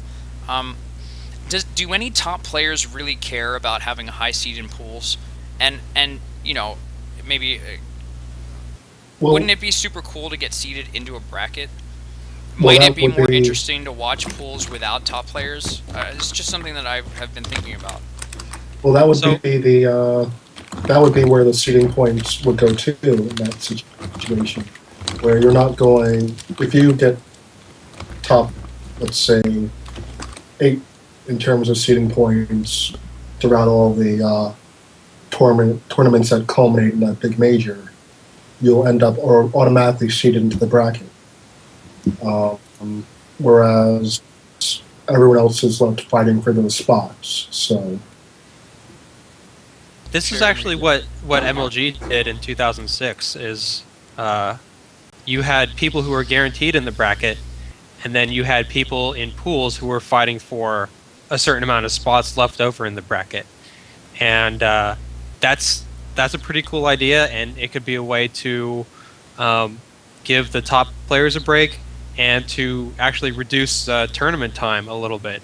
But I think we would have to ask. I think it's more up to the top players to see if that's something that they would want. The problem in the long term with that, though, is also that MLG had a final where it was invitation only, and only the people with the top 8 in points got to attend it. And I think there was also a bonus reward for being like the number 1 and number 2 at the end of that. And we do not have something like that. As it is currently, when we have points leading to Apex, for somebody to get a lower seed as punishment, which is being suggested for ROM, like remove seeding points from these players, all that's doing is punishing their opponent, whoever that may be at the tournament. It's not really affecting them. Yeah, I mean, we can't punish them. There's no way we can punish the people at ROM for what they did. It's not going to be productive at all. So I happen to agree with that. Does anybody have a different sort of idea? Does anybody think that we can or should? All right. Not really. I mean, there was nothing in the rules Were there any at the point saying that we should, that this was illegal or can't be done. So, were there any serious points on chat, or I mean, in the thread that were suggesting that we should punish people? Chat can help me out with this, because I don't think that I completely agree that it's it's not really possible at this point, and we just really need to learn from it and move forward. Right. Yeah, I mean, even if it were in the rules, the fact is we can't switch up how enforcement's been happening, and the players, nobody has expected people to make such a big deal of splitting before, so we can't just decide now to punish them. We can change how we're going to do it in the future as long as everybody knows this is what's up, but no, we can't do anything about what just happened. So another suggestion that I heard elsewhere, so circuit points is sort of related to it, a kind of, if we recreated the rankings, like power rankings, US power rankings, world power rankings. Yeah. That's a very, very tangible result of either winning or losing. Do we think that that's something that we should do, that we're capable of doing, that would enable people to want to win, seeing your name higher on the list? I mean, we have the ELO system set up, but it's not accurate on a national scale, just because some regions are obviously much more active than other regions. You just have more inputs that allow you to judge one region greater than another. Right. So on a national scale, I mean, we could put together panels that, based on strictly tournament results of the last year, we determine at the end of the year who was the greatest winner, or whatever nonsense you want to call it. And it's not a bad idea, honestly, in my opinion. Yeah, I think that, I mean, at least for me, and I've never been a top player, but I definitely think that I would, if I were ever in a situation where I were less motivated, I think that would, I mean, it just feels like there's more at stake. I mean, even for someone like Music King, for a long time his motivation was to be considered the best. I mean, seeing himself be officially ranked below some of these other players might give him that motivation aside from just the monetary, so. What do you guys think, Sheridan, Prog? Well, I wanted to ask Prog because he said that he believes that this was just an aberration of the community at large. So I wonder whether, I mean, it seems like maybe he thinks that we might be trying to do too much by implementing these things. So I don't know. What do you think, Prog? Is this too big of a reaction? Well, I mean, it's a really, really hefty goal. Because, like Cactus said not that long ago, certain regions aren't as active or as deep as other regions. Plus, you have to factor in the number of tournaments, number of attendance. I mean, you throw in, for example, Mexico. How do we judge them on tournaments? From them, do we judge if it's a local in someone's house or a regional? It's hard without having a perfect circuit or affiliated tournaments and things of that nature. I think that for Pride, international seeding and power rankings would be phenomenal, but it's just so hard to implement. I'm not sure if it's even plausible. Hey, can I make a crazy, wild suggestion? Anybody interested in hearing it? Always. Oh, Not fantastic. I'm not. Man, wow, 2 of you. There's usually that one guy who says no, but now we've got 2. I'm gonna have to rethink this, the panel. Hit me okay. with it. Let's do it. So, I was thinking about that too, and somebody, I can't shout them out because I forget who it was, Brandon, Homemade Waffles, brought up boxing and UFC and how they have a ticket.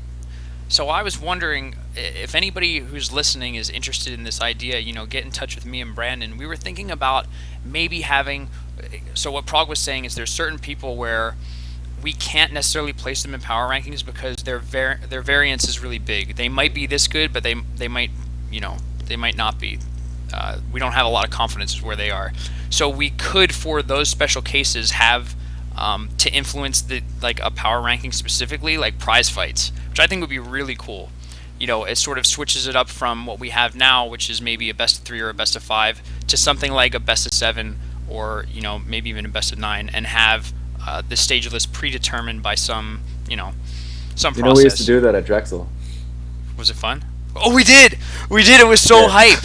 It was actually the idea that I had, and I eventually talked to, I think, PP about it, where we have an underground power ranking that is only affected by one-on-one matches. Yeah. And so the idea is that, you know, you need to perform well enough in tournament to get your shot at these top names, and then those matches are the ones that we can really hype up on stream. They might even be better than finals because, you know, sometimes we just have an incredibly skilled player in finals who's just going to steamroll the other guy. So it's just an idea, and if anybody's super interested in it, please hit me up. I think that could be really cool if we figure out the right way to do it. Like, it could be something that we do during, like, round 1 of pools or something, when there's, you know, the pools are mostly, like, 1 amazing guy, 1 pretty good guy, and 3, like, people who came to have fun.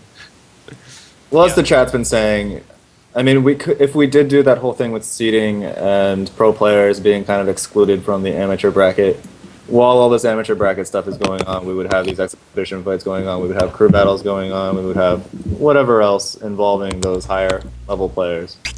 Okay, so again, I'm sort of going to put this back on our audience. If any TO is running like a regional scale or something that's, you know, if anybody's interested in following up on any of these ideas, you know, please reach out to any of us. So you see all our Twitter handles. We're all very reachable on Smashboards. And I think that all of us would probably love to sit down and talk about how we can organize on a larger scale. I feel like our community does organize, and a lot of people are doing really amazing things. But if we want to take it to the next level, we're going to have to organize to the next level. And if everybody's excited about these ideas, let's do them. Yeah.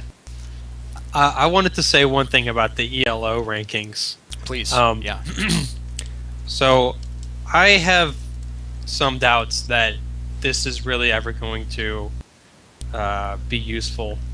I think it's a great idea, and I don't want to discourage anybody from trying, but my opinion is that it's not useful unless it has predictive power. That means that you can use the ELO ranking to predict the bracket results better or as well as an expert smasher or TO.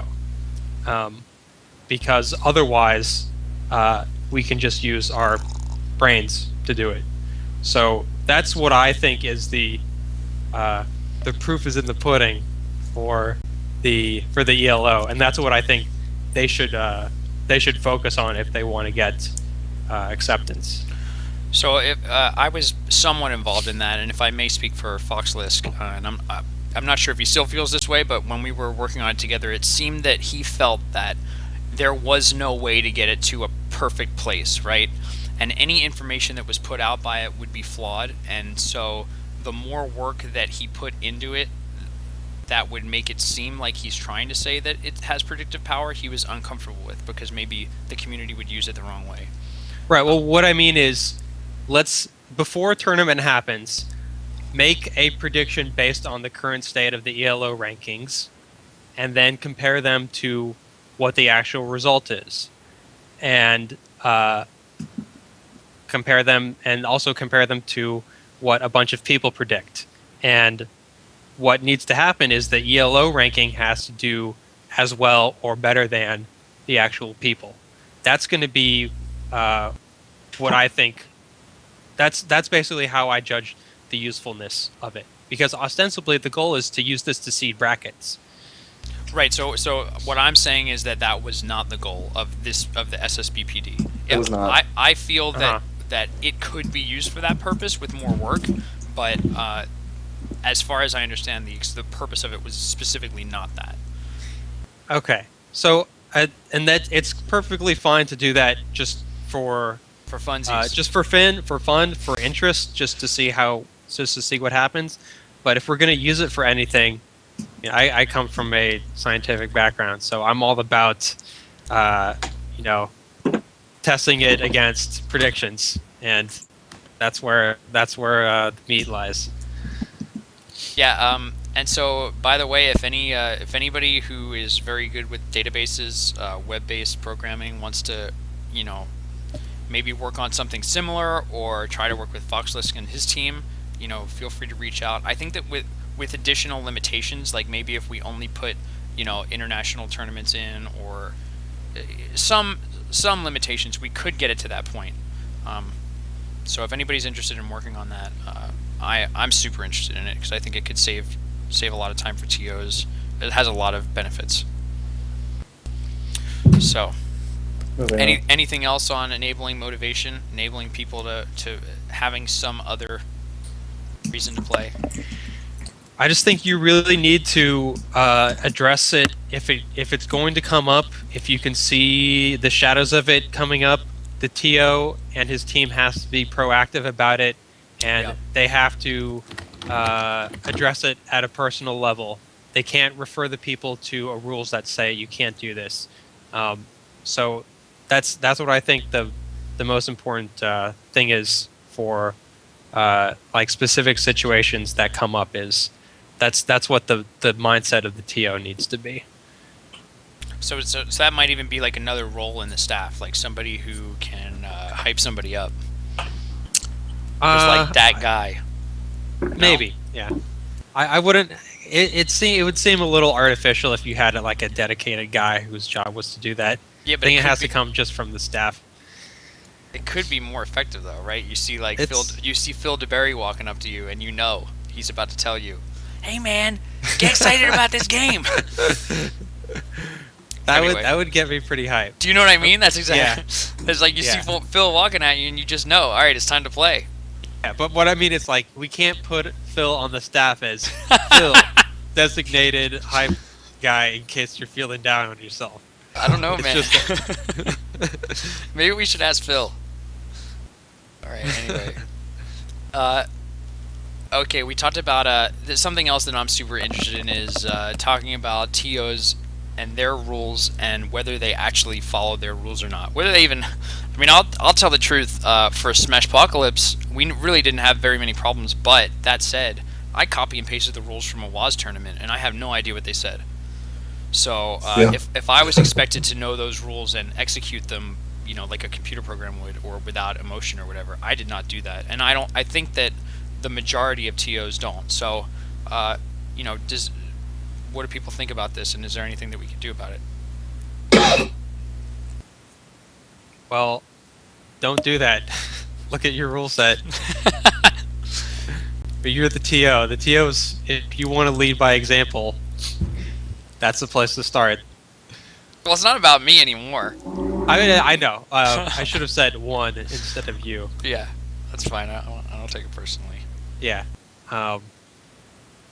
I mean, this is something I said earlier, is that what distinguishes a good TO from a bad TO is not whether you can look at what happened at a good tournament and just emulate it. It's being able to deal with things that happen that are going to fuck up your tournament. It's dealing with adversity. That's what makes, because that something's going to happen eventually. Mhm. And you know, if you understand your principles, then that's what separates a good TO from a bad one. Is, you know, being prepared for everything that can happen, everything that can go wrong. So, do we think that we should have more explicit rules, or you know, should we like revisit the way that TOs write rules? Can we come up with some kind of way where we do enforce things like timeliness, we enforce things like splitting, in such a way that, you know, it's not, like Sheridan said, sort of invading their personal, you know, privacy. Really, I mean, you can't tell them what to do. I think we should just revise the rule set, and we should also have a code of conduct, and we should write a guide for TOs. I mean, Guide for TOs. yeah. Well, I've Yeah. discussed that in the MBR before, I believe, writing or having TOs get together and kind of communicate what best practices are. But Yeah. again, lots of projects back there are kind of on the Yep. wire. Yeah. So, by the way, let me use this as an opportunity to sort of, what's the word, hype, shout out this platform, the podcast platform. So, I mean, I even tried to do the TO handbook. I don't know if anybody remembers that. It was featured on Smashboards for a while. Yeah. And you know, we did get somewhere, but ultimately, I'm not sure that everybody saw it to the point where we got the people who were decision makers or the people who really want to be leaders in the community to really collaborate on it. So I hope that this platform, you know, us all talking, you know, hanging out in the stream, posting it on YouTube, and really talking in person, I hope through this we can really support each other. So when there's initiatives that we all believe in, or that, you know, even 10 of us really believe in, we can reach out to each other and actually do it. I think we need to find a place. I'm actually working with the team over at the Smash Wiki to have like a wiki with all the initiatives that we want to like start with, and people can sign up or whatever. I don't know. There's tons of ideas, but ultimately, if we want to organize and we want to get to the next level, we all need to, I think, you know, pull together, work together, and figure out a way to really make progress. And I think like what Charlie was saying is really important. We have a lot of good ideas, but we probably don't execute them as well as we could. You know, a lot of things get put on the shelf. So that's that. Yeah, and you know, the MBR, that's really what the MBR is supposed to be all about. But I think the boards is just not the right format for it nowadays. So yeah, I completely agree with that. We just have to find a better medium for accomplishing that. I mean, on that topic, we've Yeah. been talking about making the move towards social media as far as moving our membership, kind of repicking our membership and just installing that into Facebook, just because it is a lot easier to communicate with everybody else who's back there through Facebook. Again, using the podcast method to kind of reach out to the community and get their feedback on what we're working on actively would be huge, honestly. And I mean, this is something we plan to do going forward. And I mean, we hope we have everybody's support on it. So just to call out the time, it's 10:48. I'm not sure how much longer we want to go. I would actually feel pretty good about talking about the MBR and talking about how we're currently set up, and then, you know, maybe calling it quits for tonight and just, you know, putting everything else for next week. Well, What do how people about we think do about a that? quick little Q&A, and then we can talk about MBR as kind of a last words thing. 'cause- Prog, Sheridan, what do you guys think? Yeah, that's cool. There was also one. This is one issue that just came up that not a big deal that we don't have to discuss it now, but I think might be interesting is whether we should seed people, or how we should do our seeding in brackets, especially promoting from pools.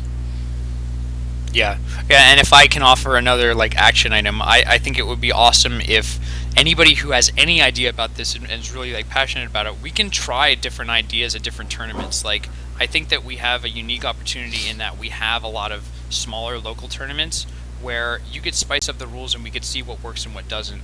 And then, you know, if we do organize and you share like the results of what happens, maybe we can, you know, figure out what the actual best thing is. So yeah, I think we should definitely talk about seeding and Cool. how we do it as a community. we should have a little Q&A after it too. Oh, show. Here. Do you want to talk about that now? Um, Is that what you're saying, Sheridan? no, I think we should discuss the MBR first because that's kind of where we were. Okay, we Close can do to. that. Yeah. All right, so open it up to Q&A. What's up, chat? How you guys doing? Can I eat again? Are we on No, like you're the having fun moderator. time? It's your responsibility to be picking up Ah. the questions and filtering them for us. Well, I guess really quick while we're waiting for the first question, I want to again hype up my initiative to up the production quality with a lot of our stuff. It sounds like we have a team of Europeans right now who are working on an update how to play video, as well as another group that might be working on a short video explaining tournament rules, what goes into a tournament, and some of those basic things that might show up on the stream. That would be pretty basic. There were two other things. Eggum had the idea of short matchup keys that would appear on stream as well. And I'm missing the third one, so I'll skip to number 5. We had the manifest idea, which I think all of you are part of at this point, where we have pro players critiquing those that want and are asking for help.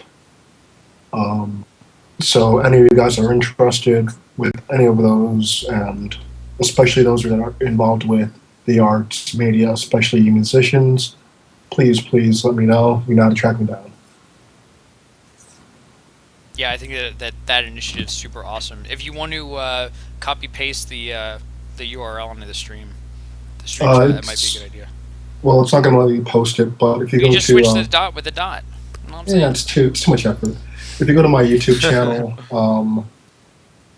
youtube.com/prog2112FOABP, it's the last updated video. Check it out. What are all those numbers? I'm not looking that up. Yeah, I didn't listen to any of that. Anyway, Prog, 1, 2, 3, 8, 9, Q. What is this? Come on, man. That's what you used to put me in tournaments as. Should remember it. Oh my god, I kind of remember it. All right. Yeah. we're getting old. We don't remember these things very well. Yeah. True. All right, do you want to start pulling out questions? I'm Anybody? looking for I questions saw right now. S2J say that, do we really think this is going to happen again, and is this a big deal? So Sheridan actually asked Prog the same question, I more or less. But I would be interested to hear, like the legitimate, like a good reason why we shouldn't try to address this sort of preemptively if we can. The issue It obviously happened once, right? And it happened at like probably the worst time that it could have. I don't know. I mean, this is one scenario, and we're saying that it's a one-off, sort of. But, I mean, not to call anybody out, but we've had a long history of problems with certain players. And every time it happens, we kind of just say, oh, they're going to be better the next time, or, oh, Yeah. we'll make some changes. But then, as time passes, we just kind of forget about it. So I feel like Scar in this situation has done a really great thing and blown it up enough that we have awareness out there and we're not just blowing it off and saying, well, if it happens again, we'll address it. Because it has happened, it's just we forget. Sheridan, what did Einstein say? He said a lot of things. What's that big thing, though, that relates to right now? I don't know. Never mind. I'm not going to put you on the spot. Well, it's something about, like, if you do the same thing over and over, you're freaking crazy. Yeah, insanity is doing the same thing and expecting different results. That's right. Over and over. So basically. we're just trying to do something slightly different so that we're all better off. Mm-hmm. Yeah, indeed. But here's one thing that people have brought up in the thread is that are we using a double standard now, judging KK, M2K, and Unknown for what they've done compared to what's happened in the past? I mean, it seems like what's the major difference between this and other instances of this is we had 4K people watching on the stream. Mm-hmm. So is the question, like, is that actually a major difference? Right. Is that should we be using that to Has I mean, anything of this scale ever happened at a regional size tournament or even a national size tournament? It's just, I mean, splitting happens all the time at locals, but I mean, to me, that makes sense, and it's not something that we necessarily need to discourage. It's just, this isn't a case of splitting. This isn't a case of sandbagging. This is a case where players did not want to play the game anymore because of the events that occurred. So I feel like it's really unfair for all these people to blow up Kirby Kaze, Unknown, even M2K, and try and criticize them for having these substandard matches when there's a lot more that goes into it than that. Yeah, and that's kind of the thing I said earlier about they didn't ask for 4,000 people to be watching them. What I meant by that is they didn't come to this tournament with the expectation, with the knowledge that this was going to be something where they were putting the community on display for everybody, and they didn't ask. And that's what it was. Is we had a tournament where we had a lot of people watching. It was for everybody to see, and you know they didn't ask if they wanted to be a part of that. It was just expected of them right when they got there, and they're being blown up because they didn't adhere to that. And I can really feel that that feels like a big imposition when all of a sudden you're told that you're expected to act a certain way because all these people are watching. And it's one thing if this was made really clear to everybody before the tournament, is that be on your best because everybody's watching. But so I completely feel for the people getting blown up right now. I think it's not deserved at all. So Gimmer wants to get on the call, and I'm going to bring him on. But let me actually just ask a question really quickly. So this is the way that I sort of have been thinking about this, is essentially who's been maybe hurt the most by what happened. And I think that the VG Bootcamp stream probably took a big hit, right? God Is My Rock came all the way out. He expected something and he got something very different. So he took a personal hit, and the product that he put out wasn't what he expected. Also, future TOs who I guess are supposed to be reaping the benefits of the growth of our community, they're also hurt.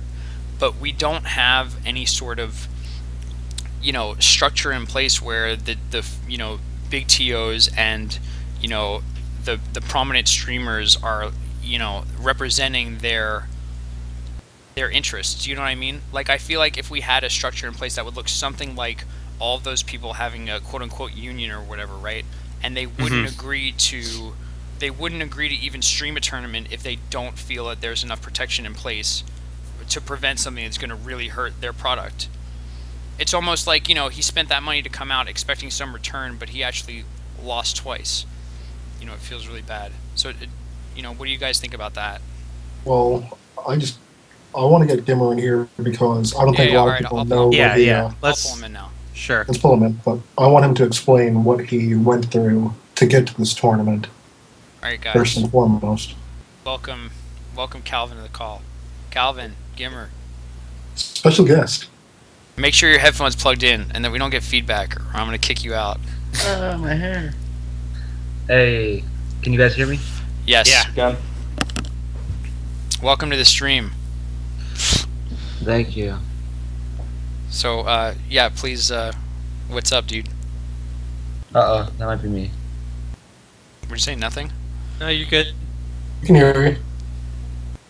One second, sorry, maybe my he bad. can't. Maybe That he was can't me, hear that was us. Hey, can you hear me? Yes. Yeah. Yes, sir.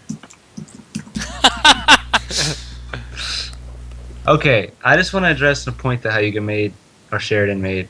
I think that point's kind of bullcrap, only because... Now, I'm not trying to be offensive, because, it's expected at any tournament that when someone enters the tournament that they're playing to win.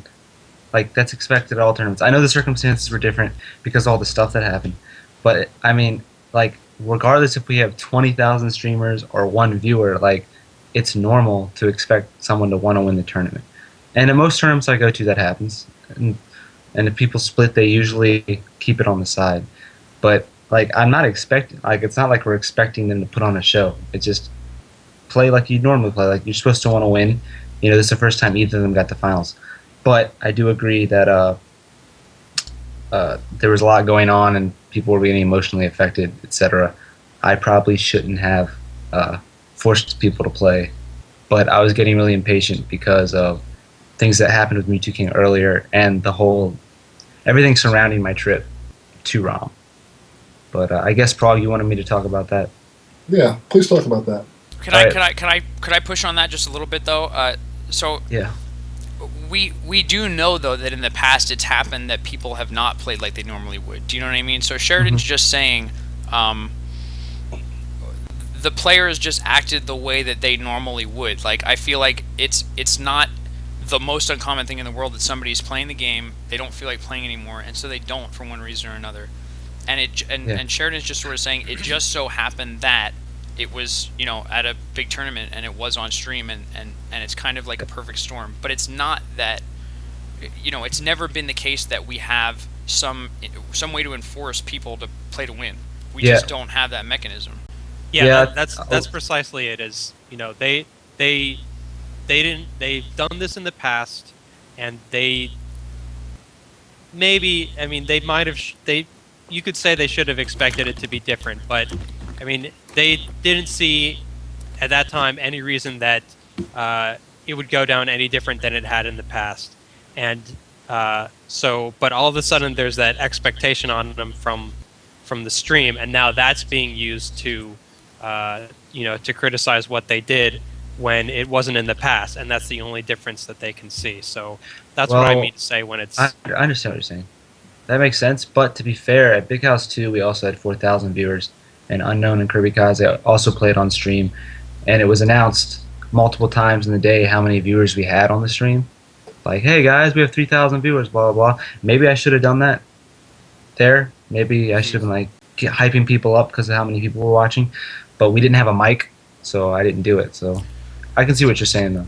Yeah, and so just to tie that into what we were talking about earlier, I think that's a great point. You know, these are sort of ways that we can enable people to really want to play their hardest. We can hype them up that way. And to be honest, you know, I thought that it was kind of strange that in M2K vs Unknown Set 1, there really wasn't that much hype. You know, my voice is hoarse because I was screaming, "Go M2K," because I'm the biggest M2K fanboy in the world, even on FD Game 5. But, you know, point being, it kind of felt like, you know, deflated. And I think that any way that we can really pump things up are going to be good. So anyway, Prog had something that he wanted to ask Gamer to talk about, so go ahead. Yeah, I don't think a lot of people understand like what Gamer sacrificed to get to this event, and how little sleep he got, or how short he was at his house. I wanted to talk about that. All right, it's fine. Oh, by the way, shout-outs to Bio, because he made it happen, too. We got to give him shout-outs. He was there. Yeah. He's a part of VG Bootcamp. 50% from each of us going into this tournament. But basically, I went to Cali for Kings of Cali. I stayed late. I stayed later. So I stayed till Thursday. I got home. My flight kept getting delayed. I was on a buddy pass, so like they kept pushing me and pushing me. I almost didn't get home on time. So I got home at like 1 a.m. I went to eat with friends, so I stayed out till like 3. Got home, went to sleep. Woke up at noon. Started working on ROM 5 graphics. This is Friday. And so 7 p.m. Bio came, picked me up, put the equipment in the car. We drove to Prog's. We got there at midnight. I wasn't done the graphics yet, so I stayed up till like 1 or 2 making the graphics. Wake up at 8. Get Prog in the car, drive an hour to the tournament. We get there, the tournament's not really set up yet, and our area's not ready, so me and Bio go and eat. We come back, set up the stream. Internet isn't working. Luckily, somehow my Sprint phone had 4G LTE, which never happens. So we set up the stream. So yeah, I was running on fumes the whole weekend. And didn't you take off for work as well? I had to take off Friday and Monday, so yeah. And I had to, oh yeah, and we did the event for free to help Ellicard out. We knew that, you know, he didn't really, because of Sandy and stuff, you know, we wasn't sure if he was going to make anything, etc. At the end, he gave us $20 for gas money, which we thanked him for. So yeah, so I lost like $300 total doing this. And no, the ad money did not pay back, but we did get a lot of donations. We got 300 there, and then someone, Ripple, contacted me, and he donated an extra $150. So we made a total of $450 in donations. that weekend, which we're going to put towards a mixer and a docking station for the laptop. So that was definitely a positive.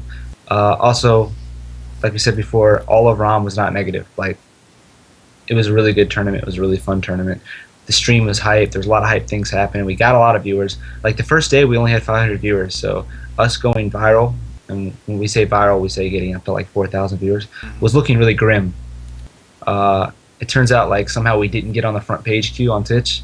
I kept emailing them over and over and over again, and eventually they got it. They were like, put us in, and then we got viral. So that was pretty hype. So yeah, and I have nothing against Unknown, Kirby Kaze, or Mewtwo King. It's nothing personal. So, can I ask you what your thoughts are on what we were talking about a little bit earlier, is sort of like measures to protect yourself from, you know, anything that you don't want to put on your stream? Like, do you think that's something that you should, you know, you should work on, or the streaming community should work on, you know, or the TO should, you know what I mean? To measures to protect the like stream. Basically, if your expectation is that everybody's going to play hard, like you ask the TO or you have some kind of interaction with the tournament itself to make sure that that's going to happen, that you're going to be, you know, providing a service to them, and that you're going to get what you need in return. Yeah, I think it's just a culture that needs to grow. Like, I think after ROM 5, I think basically everyone knows now that they shouldn't be doing that. So I think that's a good step. Maybe the TO could say something in the thread. If they have a mic, it's a lot easier. Like, if we have starting to build up a lot of viewers, because I'm sure people get hyped when they know a lot of people are watching. They want to play good when they know. Maybe it was my mistake not bringing that up to the players, because I know if I knew 4,000 people watching and I was in Winners Finals, I would want to look really good, personally. Yeah, and I forgot to.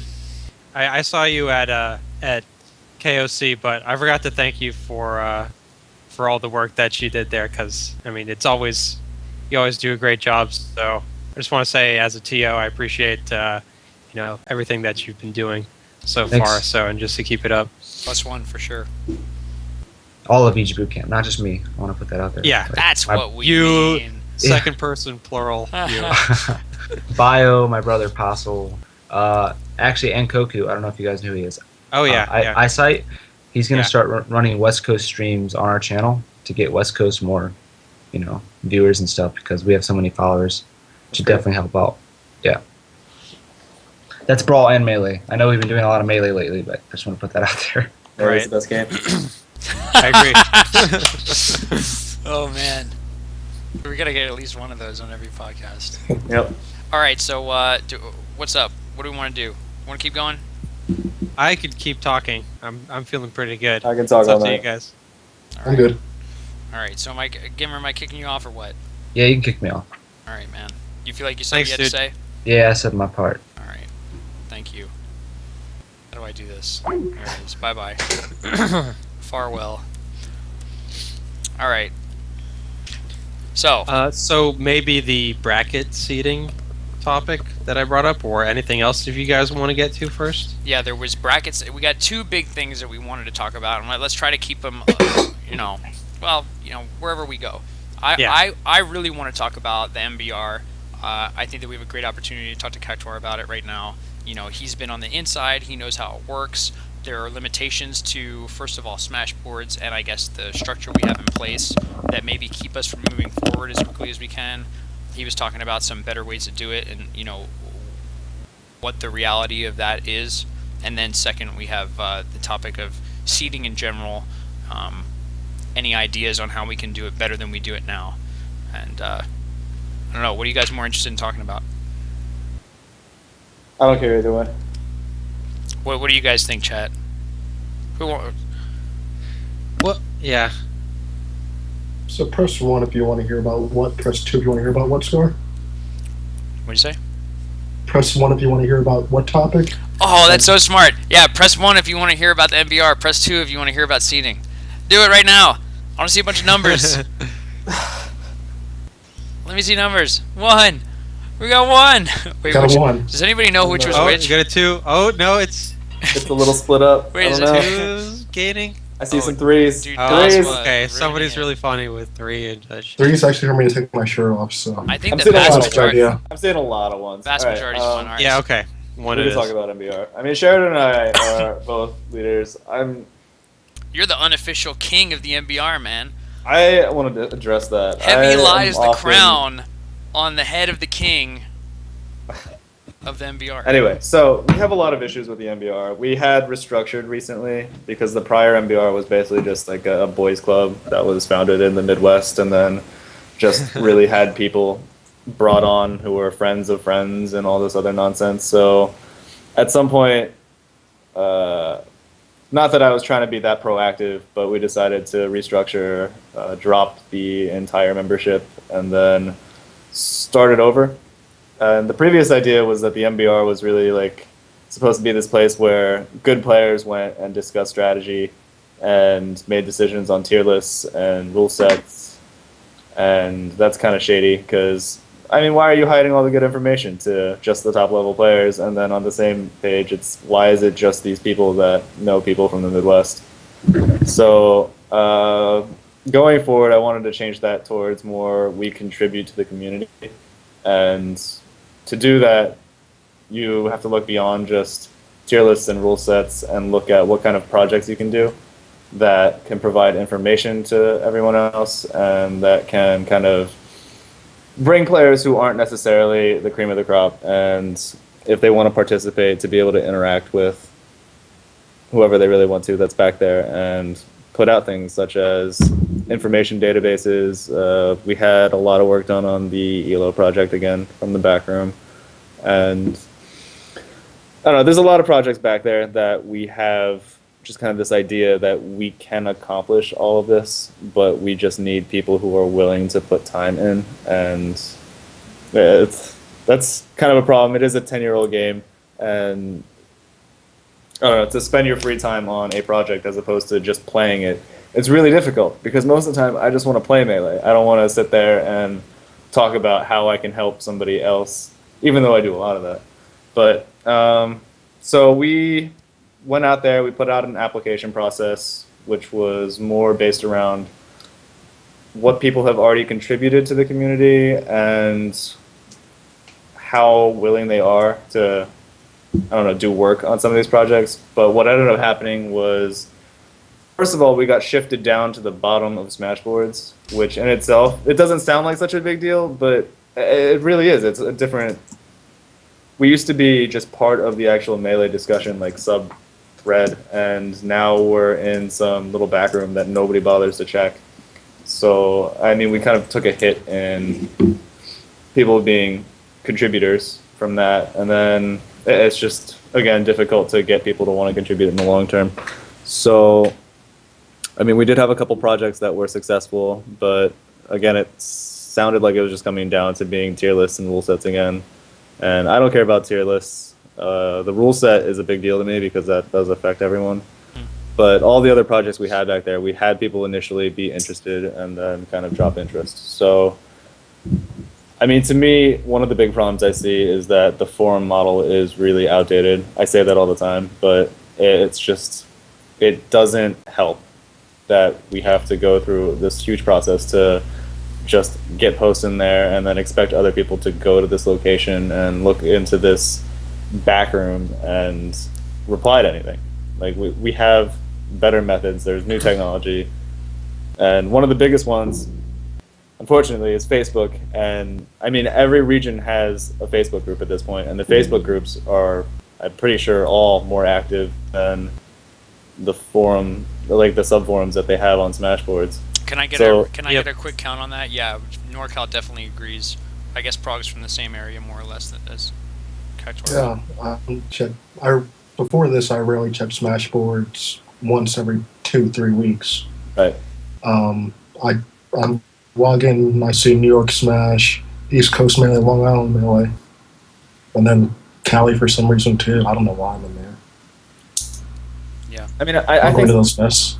because it lets you see everybody else who's in your community as well. It's not just, oh, we have these forum names. It's, oh, this is my friend yada yada who lives over in whatever town that's close by to here. It gives you a place that everybody's on Facebook anyway. It gives you a place that you can just access easily. And yeah, long story short, I think in the long term we are going to be looking to kind of move our actual discussion center to something that is more accessible, such as Facebook. But I mean, we'll still have the NVR in the back, but who's going to use it really? Sheridan, do you have anything to add to the to either of those ideas? That's pretty much exactly what I was thinking. Nobody has the time or inclination to check these boards anymore.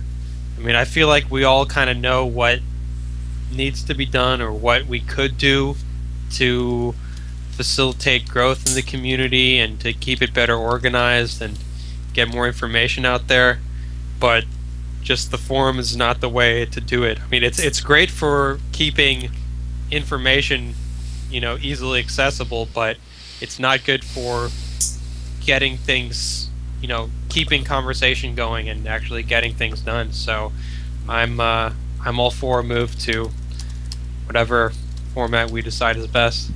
Right, and a big part of that is, I mean, we have this structure where I'm considered to be the leader, I guess, of the MVR, but that was never the intention because, I mean, even though I'm called that, there are 3 other people with the exact same position that I have. That kind of goes unknown. And yeah, just because you were actually doing shit when you did that, and I was not. I was mostly. We all busy, have our like quote actual unquote busy. Yeah. But I mean, really, what is going to end up happening is that the MBR is just going to be. It sounds really elitist, but I mean, I guess that's what it is. We're just going to invite all the high-level, top-level players into it, and we're trying to make the process a lot more democratic as far as what goes on in the Smash community, so that if there is a change that we want to make, that change is discussed very thoroughly. It's not just, oh, some people voted on it in the back. It's, oh, if I want to see what's going on, I can just go to this group or go wherever and, I mean, give my input. But Yeah. Yeah, I mean, the only reason we had it private was, I mean, there's just some people that don't contribute to discussions meaningfully, and needed a way to keep it in line. It's a good way to put it. I guess we could leave that there. Yeah, I think that the biggest points that sort of hit me was first, Sheridan said we all have a sense of what needs to be done, or what we could do to make the community better, and I think that's something that's really important to recognize. So, and maybe just the tools that we have or the tools that we're using aren't the best to get things done. So, we should definitely keep thinking about that. And yeah, I'm excited to see something different. The other thing that was really interesting to me was sort of how MBR sometimes implements things, and there's no sort of democratic way or really any way to give feedback and sort of veto. There are certain things that maybe I would have, personally said, whoa, I want to talk about this so that I can at least understand what the idea was behind it. So I'm very excited to hear more about that. Yeah, word. You want to talk about seating? I'm pretty happy about that idea. Yeah. The question is, when are we actually going to be able to do this? Yeah. And the answer is, I don't know. I'm definitely not going to be able to engage in a major project before the new year. I can tell you that much. And it's like 1 month. Yeah. Maybe into January too. So we'll see. Cactus, do you have any inside information about seating? About when we might possibly see an MBR move? Oh, I wasn't paying attention at all. Okay. Yeah. You do have inside information. It's whenever I stop being lazy. Yeah. Do you want any help on that? Anybody who wants to help with that, let Cactuar know. It's completely my fault. I swear to God. I take all responsibility. No, only because it's expected of you. It should really be expected of all of us. Yeah. Yeah. I'll be your fearless leader for a little while anyway. You're the best. Yeah, so they say. Now we're going to talk about seating. So I might not have a lot to say about that. So I'm actually going to give you guys actually probably give Sheridan the driver's seat on that one. Yeah. So I got into an argument with somebody in the back room about this. Not really argument, but debate. So the way that I generally do seating at my tournaments is, you run pools, and let's say you have 16 pools and you take the top 2, so you're going to make a 32-man bracket. So I've got my top 1 and 2 from each pool. I use the TO promote to bracket function, which always seeds 1 and 2 against one another and ensures that there's no people from the same pool playing each other anytime soon. And some people think that you should just leave it at that because otherwise you're introducing bias into the bracket. My opinion is that so what I usually do is I make a kind of a rough 1 to 16, or not even necessarily that far, but 1 to something of people who I think are clearly the top seeds in the bracket, and I move them around so that they will meet in winners finals, winners semis, winners quarters, whatever.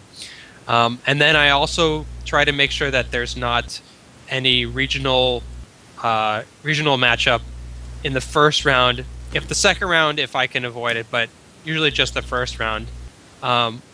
So I do that, and then I go back and make sure that nobody's playing somebody from their same pool in the next 2 rounds also. So that's how I generally seed brackets.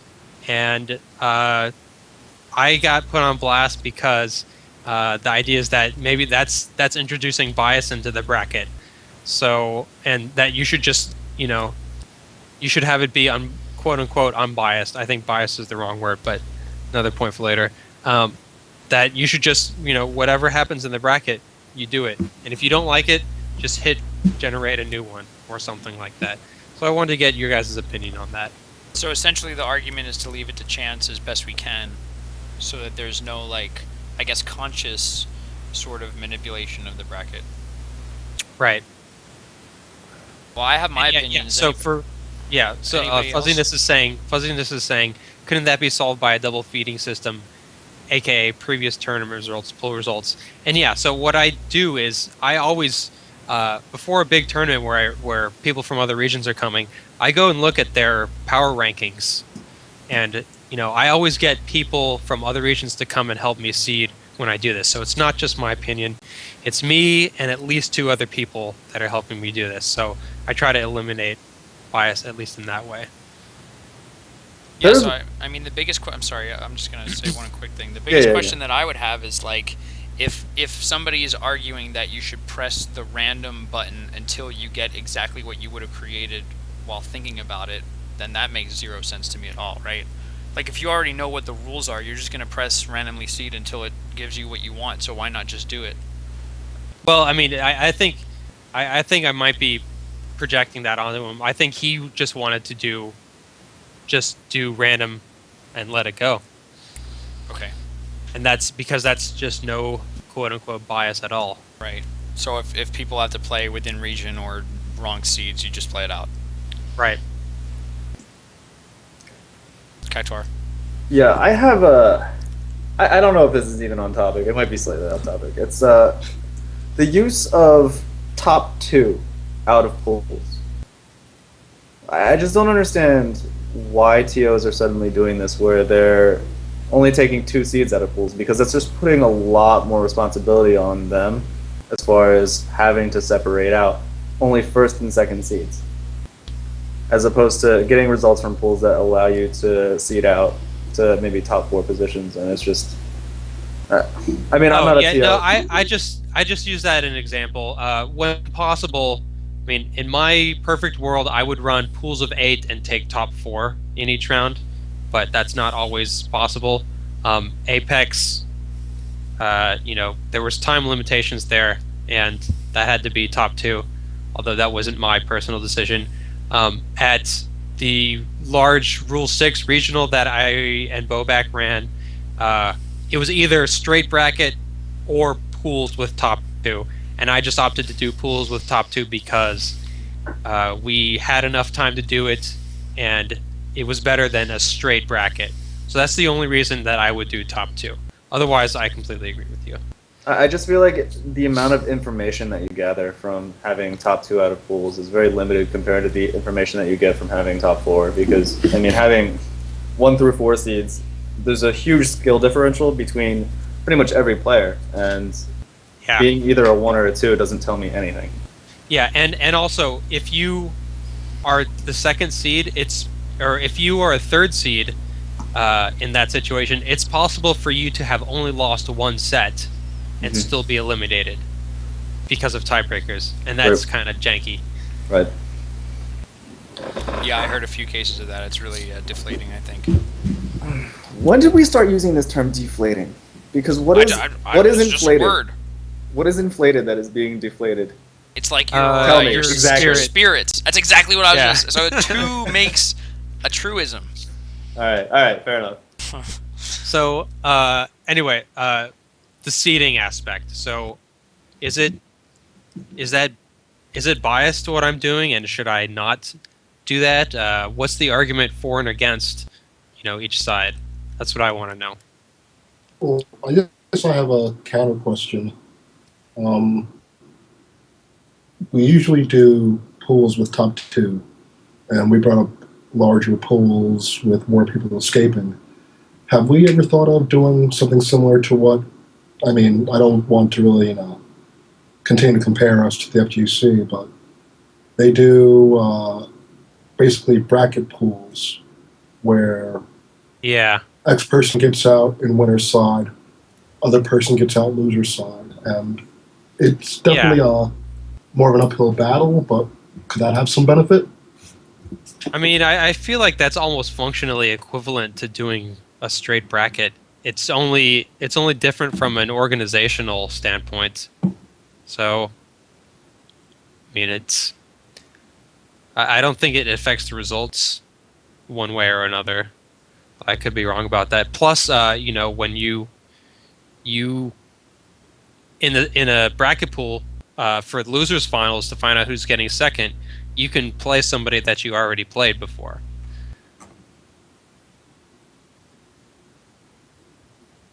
So it's just a matter of organization, convenience, and whether you have enough setups or whatnot. That's just my understanding. I have never run a tournament with bracket pools, so yeah. So Sheridan, I mean, I would just say that if you have, so what you said to me, and I wrote it down, seeding of top X, maybe the top 16 or so, based on power rankings. No regional matchups. It's based on whether you're in the same region or not. No one plays from the same pool. Okay, that's actually a fact or not. If you're seeding based on objective criteria, then your seeding is necessarily objective. I think that if somebody has a serious objection to what you're doing, I would say that, based on what you told me, it's on them to come up with that objection and find out if you're meeting their standards or not. But, if you're seeding based on objective criteria, then, I mean, I can't say that you're seeding in a biased way. I don't actually understand how that even makes sense. Yeah, and I always keep 1 seeds as 1 seeds and 2 seeds as 2 seeds. This kind of came up in response to a situation where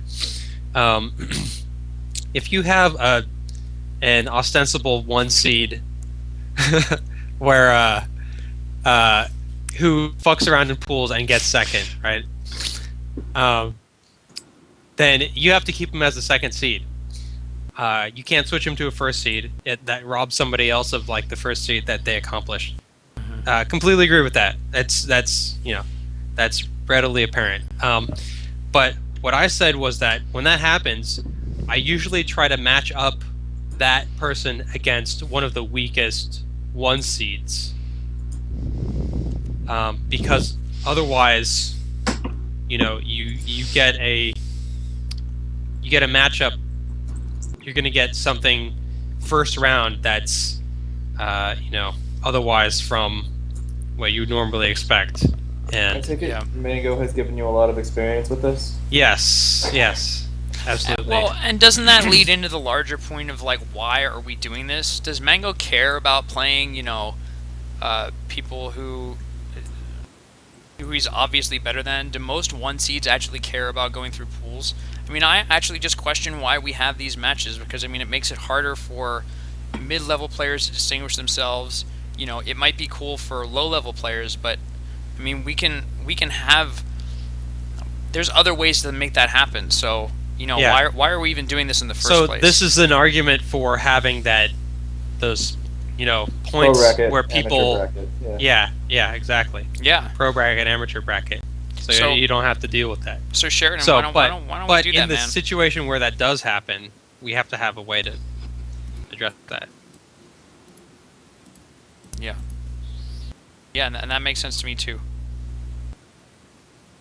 So, Do you think it's appropriate for me to, even though somebody's a 2 seed, if I know they are better than, not only most 2 seeds but several 1 seeds, to put them against a 1 seed that's that's on the lower end of the set of 1 seeds. Basically, I don't feel like I should have to treat all 1 seeds as equal to one another and all 2 seeds as equal to one another. Right. But the argument against me is that the complete unbiased way is to do just that. yeah, well, I think that intellectually, intuitively, we know that if you do it randomly, there's going to be less accurate results. I mean, that's just somewhat obvious. So, I mean, I guess the question is whether we trust the pool's mechanism to do its job, without our intervention, or whether we want to have a bracket that's accurately seeded. I mean, that's like Right. a values question, But right? but the person who disagrees with me would say that that's introducing your bias about your expectations about what should happen, Yeah. and that's what pools are for.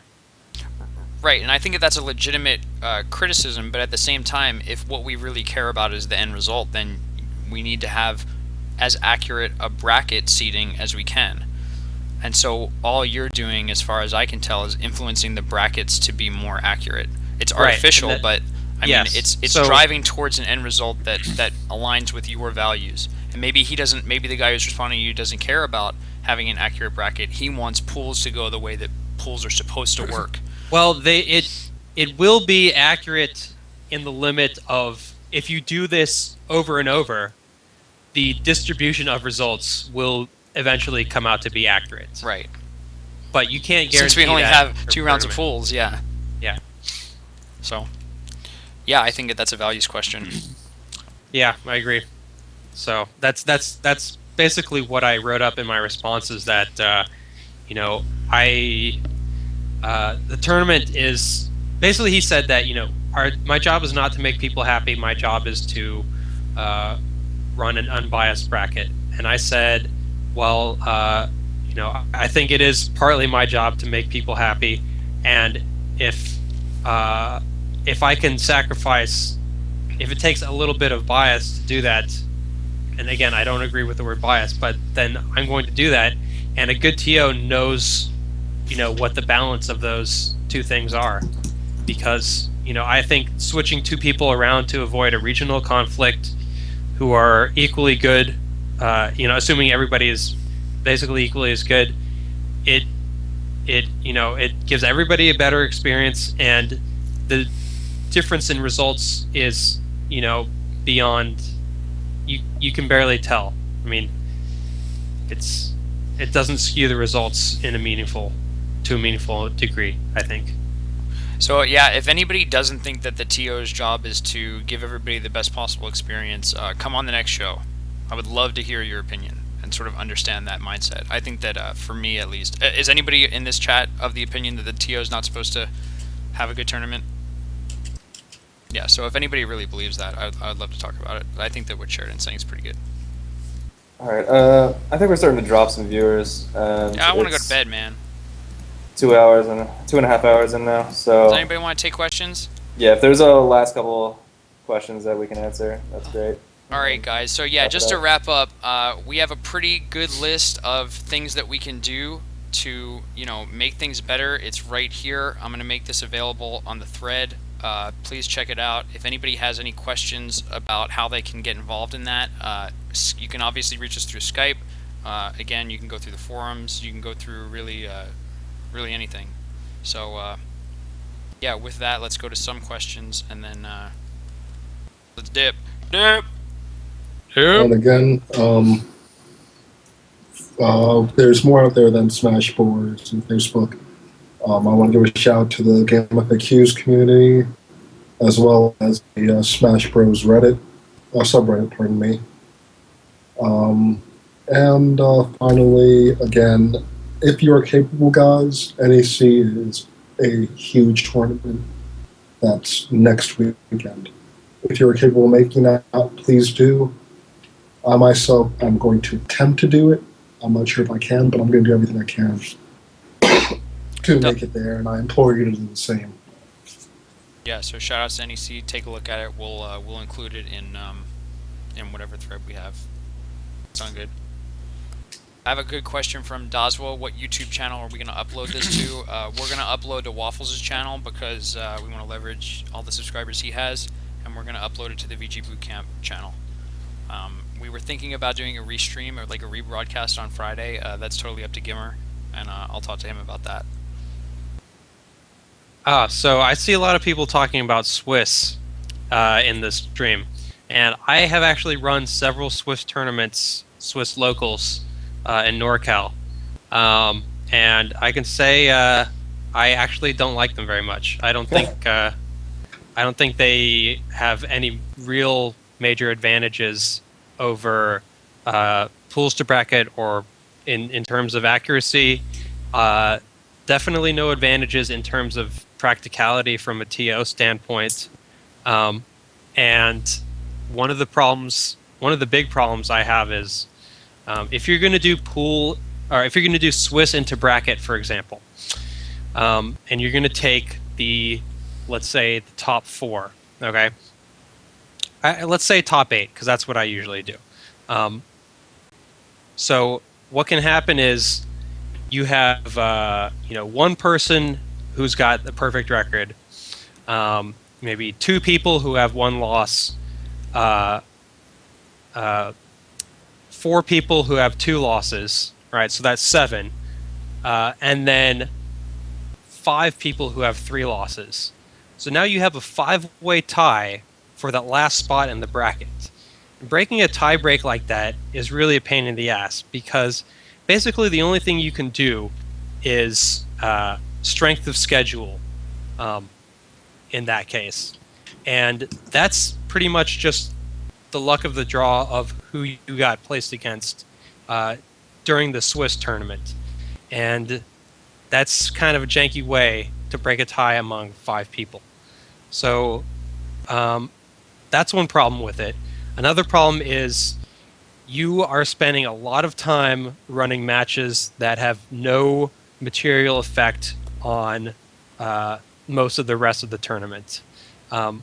Once you have 2 or 3 losses, or whatever it is, in the case of your Swiss tournament, you're effectively eliminated, and it takes away from and those people are only going to play other people who are of the same skill level, and they all know that they're eliminated from the tournament.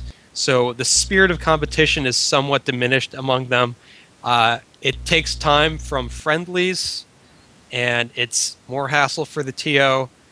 So that's another reason why I don't run Swiss very often. There's a lot of reasons. Yeah.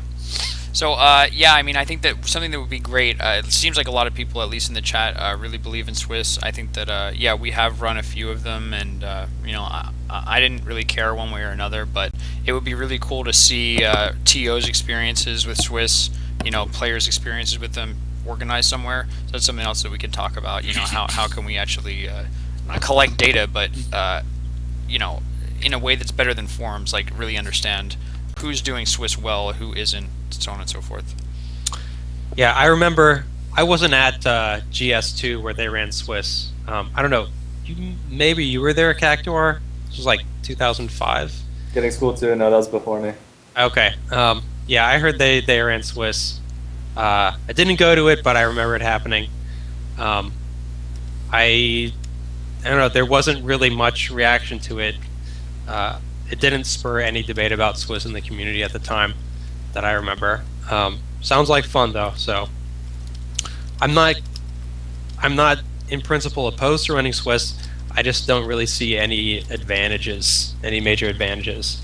One person mentioned that once people are mathematically eliminated, you can just have them stop playing matches. And yeah, that's true. but you can also just run a bracket, and they get the same number of matches. I mean, the goal, I guess, the idea is that these players don't get to play a whole lot of people. The lower skilled players don't get to play a whole lot of people in a tournament setting. They want to be able to play the top players from all over the different regions when they go to a tournament. And with Swiss, you kind of get locked into your skill level pretty early on. And with a pool, you get a big diversity of skill level and regions to play against. So that's one reason that I like pools better than Swiss. Hey, so does anybody mind if I ask a wrap-up question and we sort of dip? No, go for it. All right, so last question, and this is something that I've been thinking about. Can we sort of, out of the four of us, I know where I stand on this issue, but it's kind of my opinion that circling back to ROM 5, a lot of things happen that we wish we could, maybe some of us wish we could take back. It could have been better. I think that it seems like at this point, we've all sort of agreed that we can't really punish anybody, and we need to learn from our mistakes and sort of move forward. And I think that's a really good place to be. So I wonder if, what do I do as a community member when I see people still, and not that this has happened, but I'm just imagining maybe like a week from now, a week and a half from now, people are still, for lack of a better phrase, like taking a dump on some of these people involved. How do we as a community basically take, I don't want to say trolls, but people who are being unproductive and sort of, push back against that and say, hey man, if somebody's taking a dump on M2K, hey, blah, blah, blah, you ruined this tournament. What do you guys think about what we can do to sort of be like, hey man, we're going to learn from it going forward, and so like stop dumping on people in our community. Some people deserve it more than others, I guess, but does that make sense? I kind of rambled a little bit. I think I'm getting tired, but I mean, I've made my effort to kind of explain the situation and defend all three parties involved. And if people still want to go out there and attack them for it, I mean, you're just coming off as ignorant. And to me, that kind of represents somebody that I'm not going to want to interact with at a tournament in the future. So you're just kind of exiling yourself from, higher level discussion. You're never going to progress in the community if you are the type of person who goes out there and attacks other people, because I'm going to notice you, and I'm going to know to avoid you. And, you can just be content being some forum troll, but you could also kind of focus your efforts and become somebody who can contribute, can become known for being a good asset in the community. And, really, that's the person's choice. So yeah, you can be, you have to ask why somebody is going after these people. Do you actually want to, do you just want to make them feel bad, or do you want to help them understand, what they did, why what they did was wrong, and help the community out that way, or do you just want to feel better about yourself and put your beliefs and principles on display?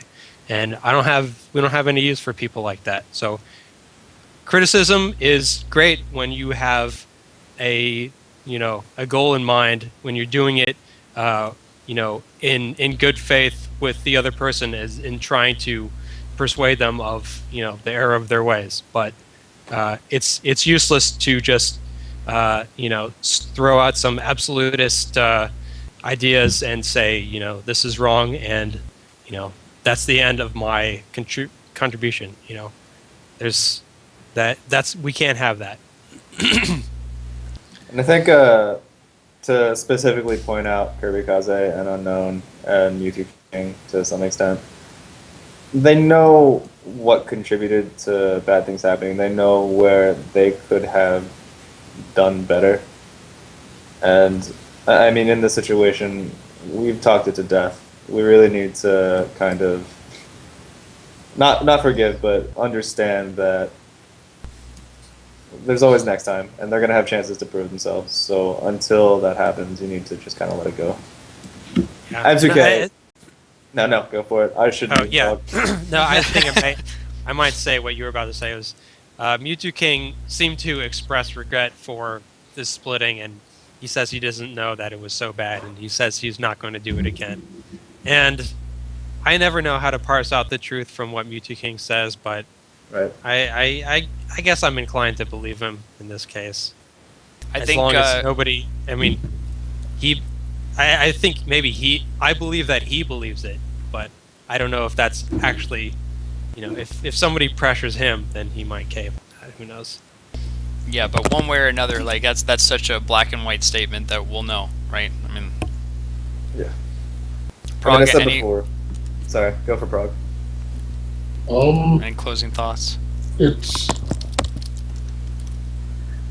We really can't stop them from saying what they feel in the situation. However, it's over, guys. It's happened. It's in the past. And honestly, I do believe it's a good thing because it did bring out a lot of issues that the community has. If this did happen, I probably wouldn't be pushing for better production in our streams and whatnot. We wouldn't be having a podcast like this week and things of that nature. So it definitely has been a good thing that this has occurred. It's going to help us more than just our tournament scene. It's going to strengthen us as a community, period.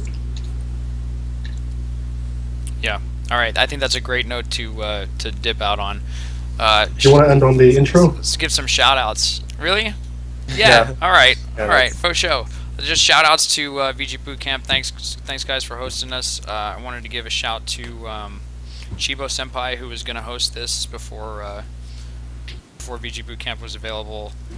Thanks so much. Thanks to Waffles for letting me use his channel for the video hosting. Guys, if you have any feedback on this discussion, if you think it could have been better in any way, please leave that feedback for us. And I'm going to take it very seriously. I hope that we can keep talking. Scott, And I have a question. How often are we going to do this? That's what a lot of people have been asking. yeah, I mean, I think that I want to gauge gauge, right? Gauge. Yeah. Not gauge. Yeah. I don't know why I always think it's gauge. G-A-U-G. I'm going to gauge the feedback, see what people think. I personally believe that for the next month we could do once a week. I think we have that much to talk about, and I think we could scale back. I imagine that if we're actually moving forward with the projects that we set out to do, we could talk all the time. But if we're not moving, then this is obviously not helping us, get where we need to be. So then then it's less useful, and we'll have to find out something else. I mean, ultimately, I want to do something productive, whether it's a podcast or not. But yeah, at this time. Yeah, I think maybe 2 weeks would be a little bit better. I think we may get a little, we may run a little thin on topics if we do it once a week for the next month. Yeah, I would like to get a little bit more time to gauge the feedback. Right. So No, you know what? I think that's let's definitely a think good 2 weeks. idea for sure. Thanks, Sheridan. Sure. Sure. Yeah, and then again, shout outs to everybody. You guys are homies. Cactuar, Sheridan, get webcams for next time. I kind of prefer this. I like it. Yeah, I Yeah, like it this- too, but this you is could good. turn it on and turn it off, right? Yeah, I guess I should get a webcam. I'll Or do you that. could just hold. Everybody wants to see me. You could so hold it's the fine. picture. I mean, yeah, you could hold Yeah. the picture up to the camera. Right. Anyway, yeah, and then obviously thanks to all our watchers. You guys are homies. Good times. Later, Thanks, guys. everybody. It was great. All right. It was a pleasure. See you out there.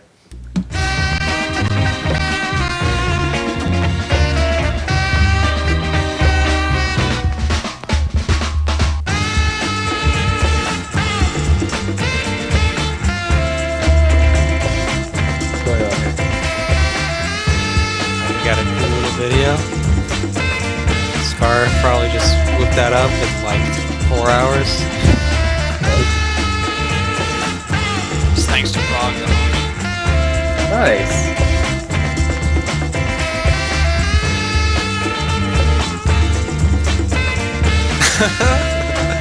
Like that you got that hockey picture.